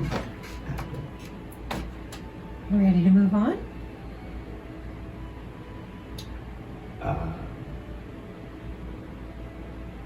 they kind of look at you and they're like, "Oh, you is that all?" Oh, I'm sorry. I thought that your brothers had things that they wanted to say. They do. They're out there in the bar. Okay. We'll leave, I say. Okay. And they turn and leave. And what do? Send somebody after them or telepathy to somebody or? I would have asked them to send them in. Okay. That's everything. I'm terrible, huh? What do you ask? Them? The dwarves? Yeah, that's Oh. why I started. They kind of look at you for a second. He looks at you for a second. He looks at the one on his left and nods at him. He goes, "Very well." And they leave. All right. The next group come in. It's 2 dwarves. This is the one that spoke to you, Magor. Regent Magor. He comes in and smiles real big at you. Greetings. The other dwarfs with him, and he says, "Thank you for taking this audience." Mm-hmm. So My detect lie is still up, it right, is. on It these is. guys? It is. He says, "So I know my brother has probably offered my father's possessions to you." He kind of looks at you. Something that we were not allowed to even look at or be near after his death. My brother and I, who's waiting to speak with you. What we want from you is for you to give the crown to me and the rod to him, so that our kingdom can be unified through rulership of 3 individuals instead of 1. I cannot leave it to my brother's exploits. He will destroy the dwarven people. He has motives that are unjust. He's not lying. You think he really believes whatever he's saying. Okay. And you can read him. Right. Nice.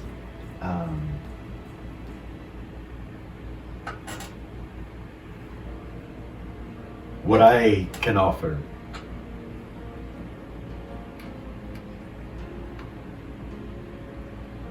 is a lifetime of never-ending gems.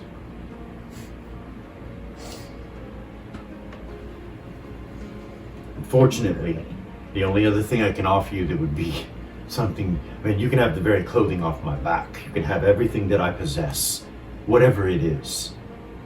If you were to give me the crown and my brother the rod, I would give you everything I own. However, I don't think any of that would be any worth to you. Perhaps some of it might. But the ability to possess as many gemstones as you would ever want, I would assume could buy all the things, including the things on my back.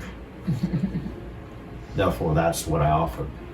The other thing that I offer will come from my brother as well, which is not only our allegiance and friendship to you, but a knowledge that you did the right thing, that you followed the path of goodness. Therefore, freedom from guilt. He crosses his eyes. There's telepathy her and be like, don't let anybody manipulate you. Right. That's manipulation. That was manipulation. It Yes. was. What is he thinking? She's not going to do this, which means war. And I am ready. My brother and I are ready. So he's thinking that if I give it to his other brother, it will create war. Yeah, he's for sure going to do something. Probably attack, they'll probably attack. The 2 cities are probably, the Southern Dwarven Empire will go to war, according to this guy's thoughts.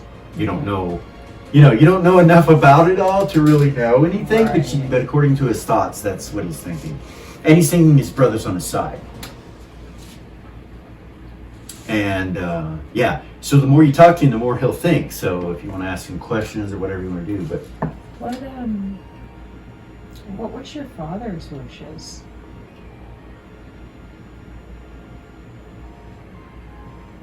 he does not believe what he's telling you right now. but he feels like it's the right thing to do. So he's lying. Yeah.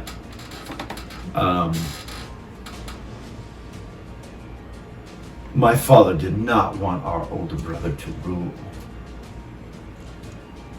Now, the lie that's coming across to you, he is lying, but you're not sure what that means. You don't know if that's true. You don't know. This is from his point of view. Right. So she would. But he's lying from She his point of view. But she would tell Lily from his point of view he's lying. She doesn't know that she knows all this. You feel me? Right.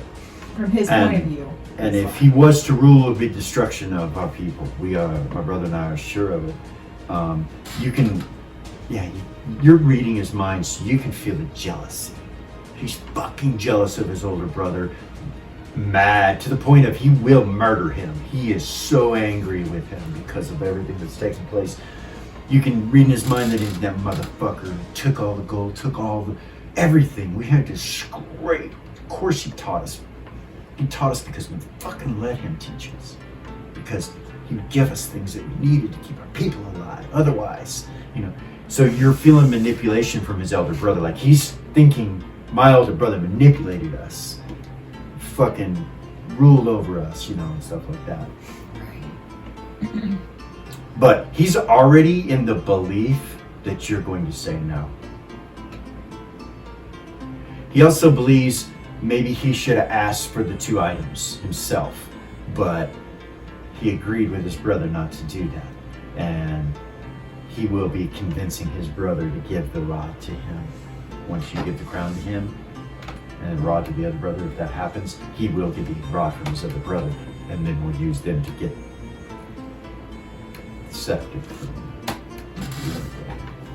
which is not necessarily good, but not necessarily evil. There's this weird thing going on that it's just a family feud. It's weird. You're not sure. Well, yeah, it's like it almost feels like if she could have taken a sneak peek into what was going on, like in Monarch. Mm-hmm. You know what I mean? Mhm. Before Mm-hmm. that assassination and all that shit took place. Yeah. Like it's all subjective to the person's perspective. Yeah. This is where she's at, what she's thinking now. I guess that is all I have. Thank you for your consideration, Lily. Thank you. Turns and walks out, and the other dwarf goes with him. Do you say anything to him when you're walking out? Like, get the other one? Yeah, can you send your other guy away, please? Yes, I will. Thank you again for your time. It's been a pleasure, Heroes of the North. Thank you. He's thinking to himself, I'm just going to leave. This didn't go well. That's what he's thinking. He's Hey. always stoic. Yeah. Hey, you. Yes. Money doesn't rule everything, okay? Yes, ma'am.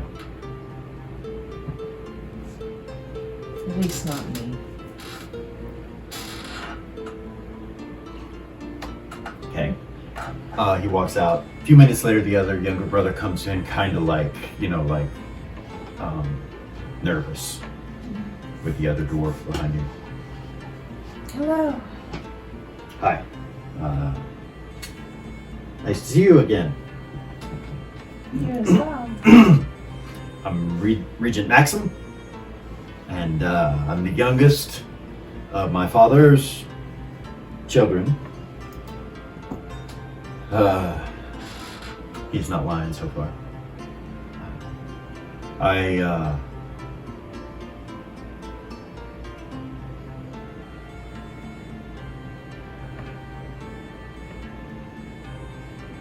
I'm supposed to ask you to give the rod to me and crown to my brother. What is he thinking? He's thinking, how can I convince these individuals in front of me, the Heroes of the North, they could do it, to get all 3 items for me to rule the Golden Kingdom? Because that's what should be done.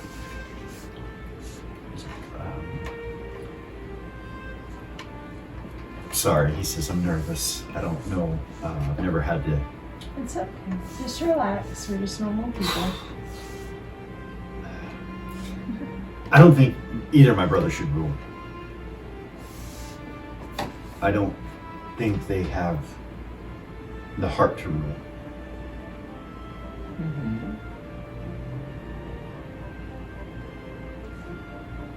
My oldest brother is stuck in his ways. He'll just keep the Dwarven Kingdom spinning. In turmoil. Well, yeah, war will probably break out if he chose him, because my older brother will go to war. He wants me to go to war with him, but I don't want my people to suffer. You see his tears start to come to his eye. He's like,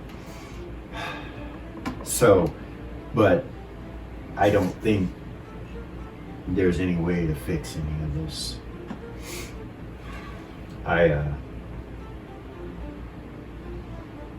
My middle brother, just next to me, over the one you just met, Meiji, he doesn't know what he's doing. He's angry, he's resentful, he's jealous, hateful. I don't think he'd even wear the items. Tell me if I'm wrong.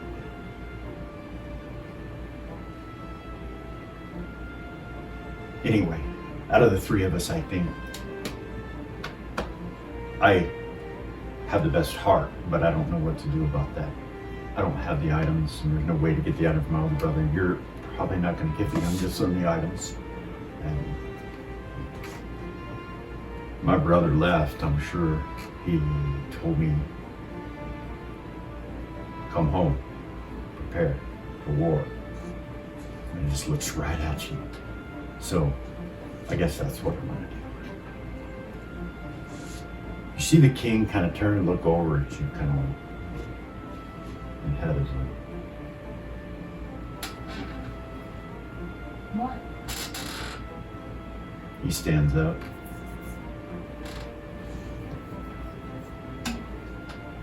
The king does? Yeah. Kind of walks over towards the younger one and Maxim.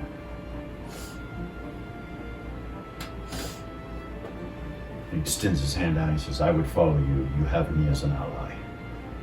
And you see him kind of, thank you, King. He nods at him. Turns over and sits back down. He's like, kind of turns, looks back at you and he's like, what does that mean? The king goes, I have nothing to do with you and her. You understand, young one? And he's like, oh, very well. Very well. Thank you, Northern King. He nods. And then turns back to you. The king doesn't, just kind of lets you take over. You can tell that was it. something, you know. That's a big deal, whatever it was. Yeah. I need just a few minutes to make sure that I've looked at all the different angles and confer with those that are more intelligent than me. Wise ruler always seeks counsel. Something my father always said. And It's not for me to make the decision any more than it is for you, I suppose. Thank you for your consideration. See a big tear run down his eye, and he kind of turns, and the king says, please stay, we will talk later. don't take off. Very well. And he walks out. The other dwarf that's behind him puts his hand on his back and like pats him when they walk out. I'll get up and go close the door. Myra goes, Aww. Hers would too. She's like, she does that to you. She's, I did. So sweet. That was so sweet. Tatala's like, the young man's going to have a hard go of it if he is to rule. Yeah. He has He is a too really kind-hearted. kind heart. Well, That is my suggestion. And she smiles at you. Interesting that you brought me here. I appreciate it. As a drow, to be able to see the internal workings of the Dwarven Empire to the south is immeasurably wonderful and worth quite a bit of money. She smiles. She bows and walks out. Shit ass. It's right next to you, Eris, so she leaves the seat open next to you, and She just Gorgain's wanted the kinda tea. like- Gorgain kind of looks over at you and he's like, are we supposed to give opinions? Is it... Yeah.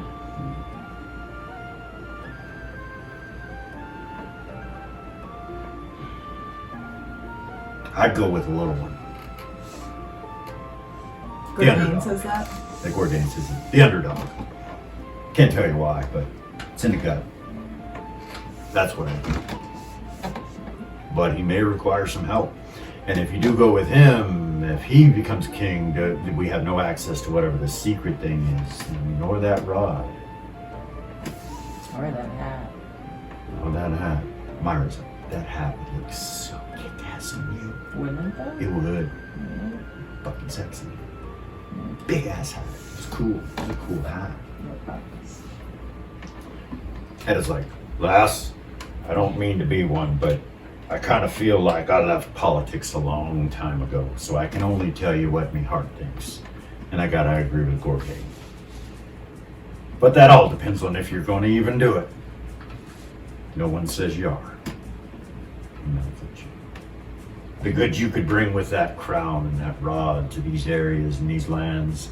Shit, love, you're so much different when you came back from heaven. It was a good thing for you. And I'm proud of you. Whether you traded or not. You always have my heart. I gotta tell you, it has crossed my mind to just take that fucking scepter from him. Gorgain goes, if you need help, let me know. And then they Hedda's like, hey now, that's... then they could just fight it out on level ground. I'll look at the king. Malmus, if I may, Yeah. everyone has a price, love.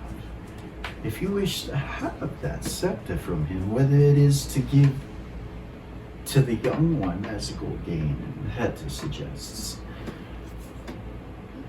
then you must find what it is he really wants. Perhaps another meeting with this elder brother to find out what is deep in his heart. Can his mind be read? No.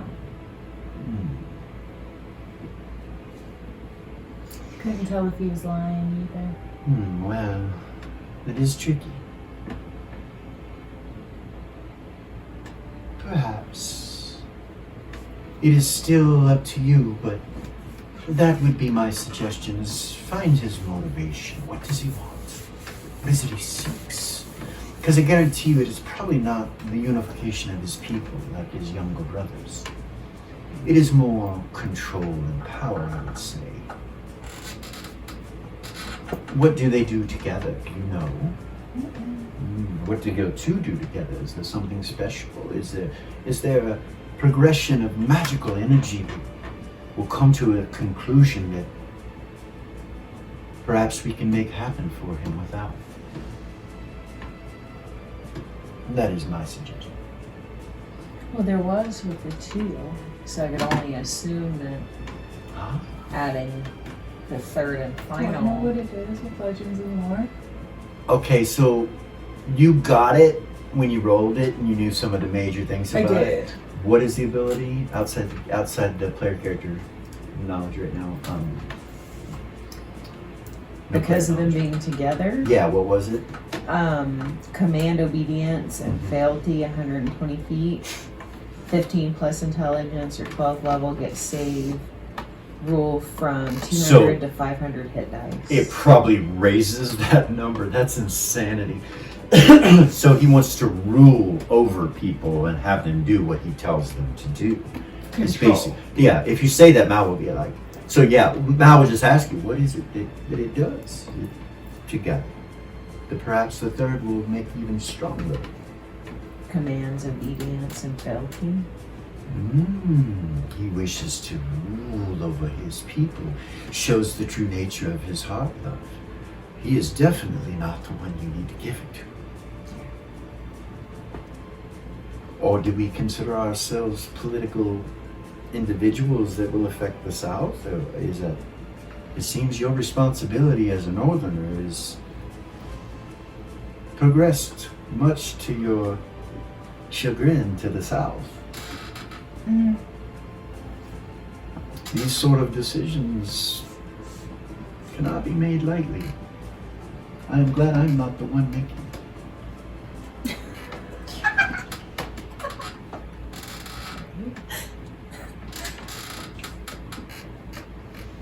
You start to hear music through the wall behind you, just very faintly. Somebody's playing. Then there's a party going on. Yes. So if that's all, And I never get to play. What? Ever. that is Tell my them only you'll advice. Give them your decision. Huh? Tell them you'll give them your decision later. Okay. I don't know. Oh, No. I would decide quickly. For the simple fact that one brother just left cause and prepare for war. Something must be done. The young one could probably hold fealty over his people with all 3 items, maybe even 2 of them. But the elder does offer quite a bit.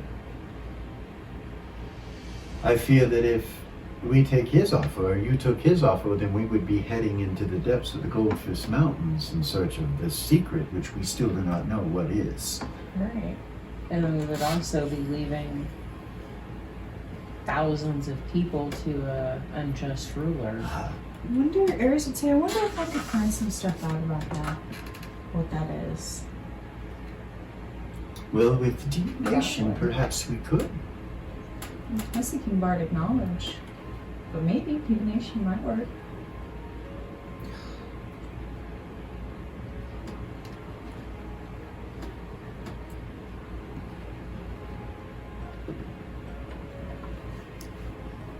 They left these to you, Lily. Everything all right in there?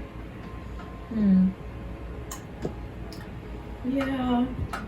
The people were told they can walk up and ask questions of the heroes in the north and talk to them. World-altering decisions when I'm supposed to be at a birthday party. Oh, Just really? Normal. Do tell. I thought you were just fucking signing autographs or something. I didn't. Normal fucking I bullshit. didn't know what might be going on. Yeah. You can let me know later. Okay. I'll I'll turn to the king. He looks at you. Can I ask for your opinion, please? Of course. I have been waiting for that. It was not my place to give it unless asked. I was told I came for counsel, correct? Yes, sir.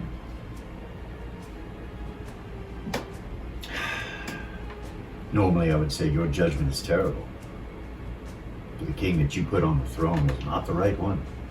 But the alternative of such a thing would have been devastating. Are you speaking to James? Yes. Then again, when it was in the rulership of the council, including you ruling it, it seemed to go well. So It did. I think your knowledge and wisdom and diplomacy is excellent. So the true judgment should come from your heart, but it should come from understanding what you can live with. What will the repercussions be upon your choices? Even the choice of no choice is currently a choice that will weigh on one's heart, especially one which carries and wears that crown. There is another option. Do tell. There's always the chance for someone to go there.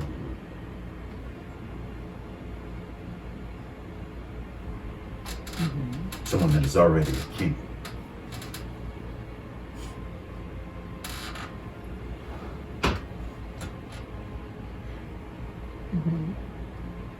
Myself. This is not something I would decide lightly. It is not something I suggest. But it is an option, and if made to be reality, I would need to think on it long and hard and seek counsel from all the Council of Dwarves and others as well. The politics in the South are much different than in the North. There are only a few people here that are against one another. Down there, you do not know whom or what is your enemy. To put myself and my family in that position is not something I would do lightly. If you were to ask for another option, I would say you, a strange thing for an elf to do, go and rule the Dwarven Kingdom to see that it is done correctly, with goodness. I don't know how that would transpire or what would take place. But with those items, you would be able to succeed in such an endeavor.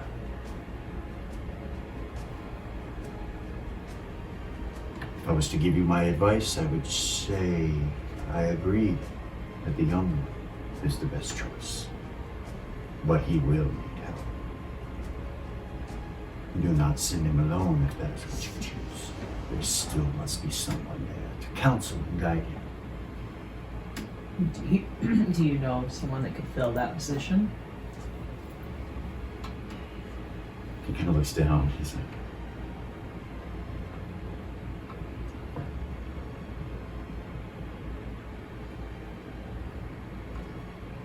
again, I would have to think on that.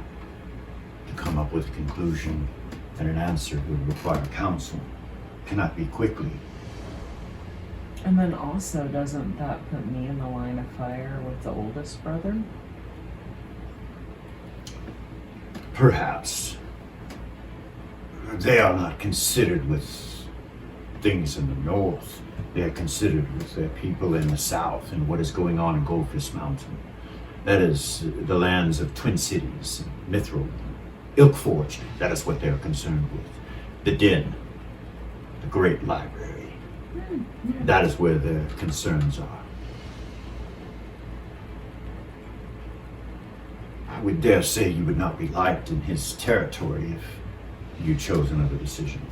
But perhaps the young one could bring the brothers together with the items. If you were to choose that, and he would need counsel and guidance, I could offer a few suggestions within the Dwarven Kingdom of the North. I would not go myself. I would not leave my people here without a king. Unless it was to unify all the Dwarven kind, North and South. And then again, I would have to think on it.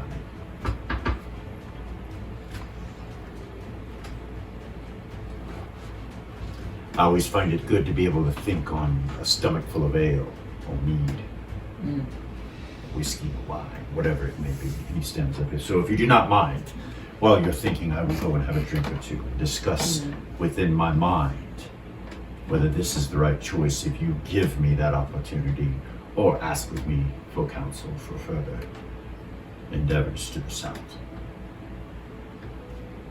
Thank you, Heather. And Heather's like, of course. Thank you. He leaves. Mal's like, holy shit.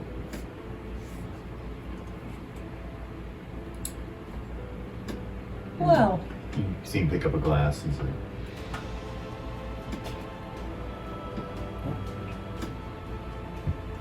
or should I be pouring it on the ground? And he just looks at you. I don't even know what that means. It's for the dead. It will come from your choice and your decision. And he kind of laughs. And he walks out the door. You know, Mel walks out the door.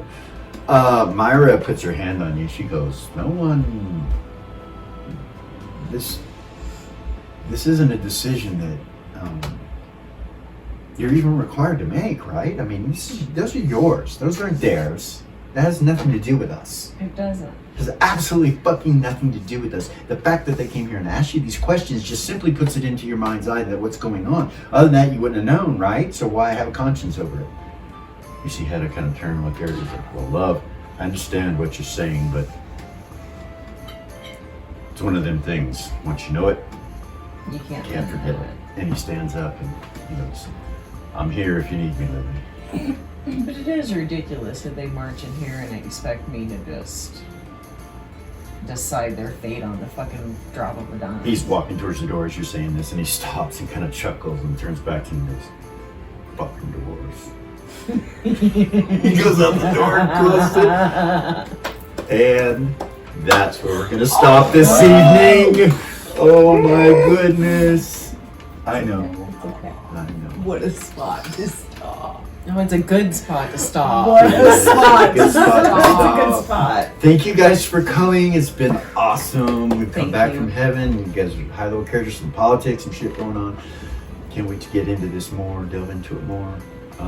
But due to jobs and normal life shit, we can only do 3 hours or so. So thank you guys once again for watching. Like, subscribe, share, hit the bell, do all that jazz. Share to your social medias, and thanks for being our friends. Thanks for coming and listening.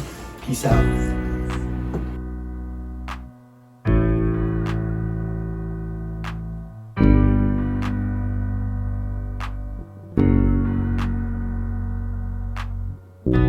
There's a gift inside the old God's granted me, a vision of the way to change reality.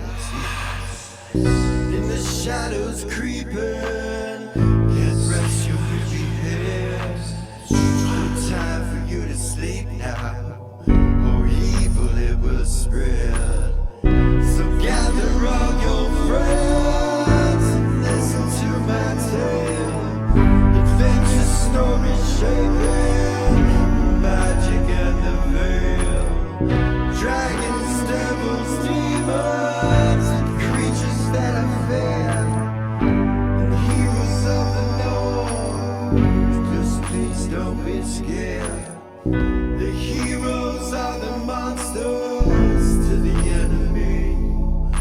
It all depends upon the way that you proceed. Original GM, we're here to set you free. Come join in the adventure. Who you wanna be? Who you wanna be? We are we are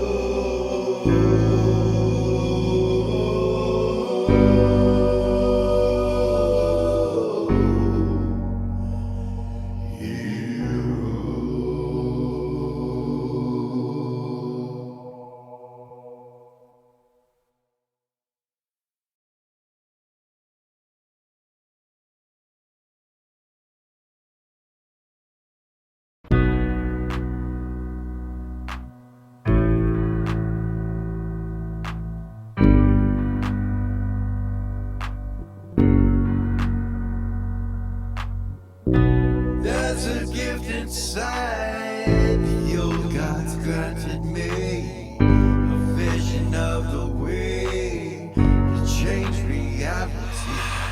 In the shadows creeping, can't rest your weary head. No time for you to sleep now, or evil it will spread. So gather all your friends and listen to my tale. Adventure stories shaping magic and the veil. Dragons, devils, demons, and creatures that I fear, and heroes Just please don't be scared. The heroes are the monsters to the enemy. It all depends upon the way that you proceed. Original GM, we're here to set you free. Come join in the adventure. Who you wanna be? Who you wanna be? We are heroes.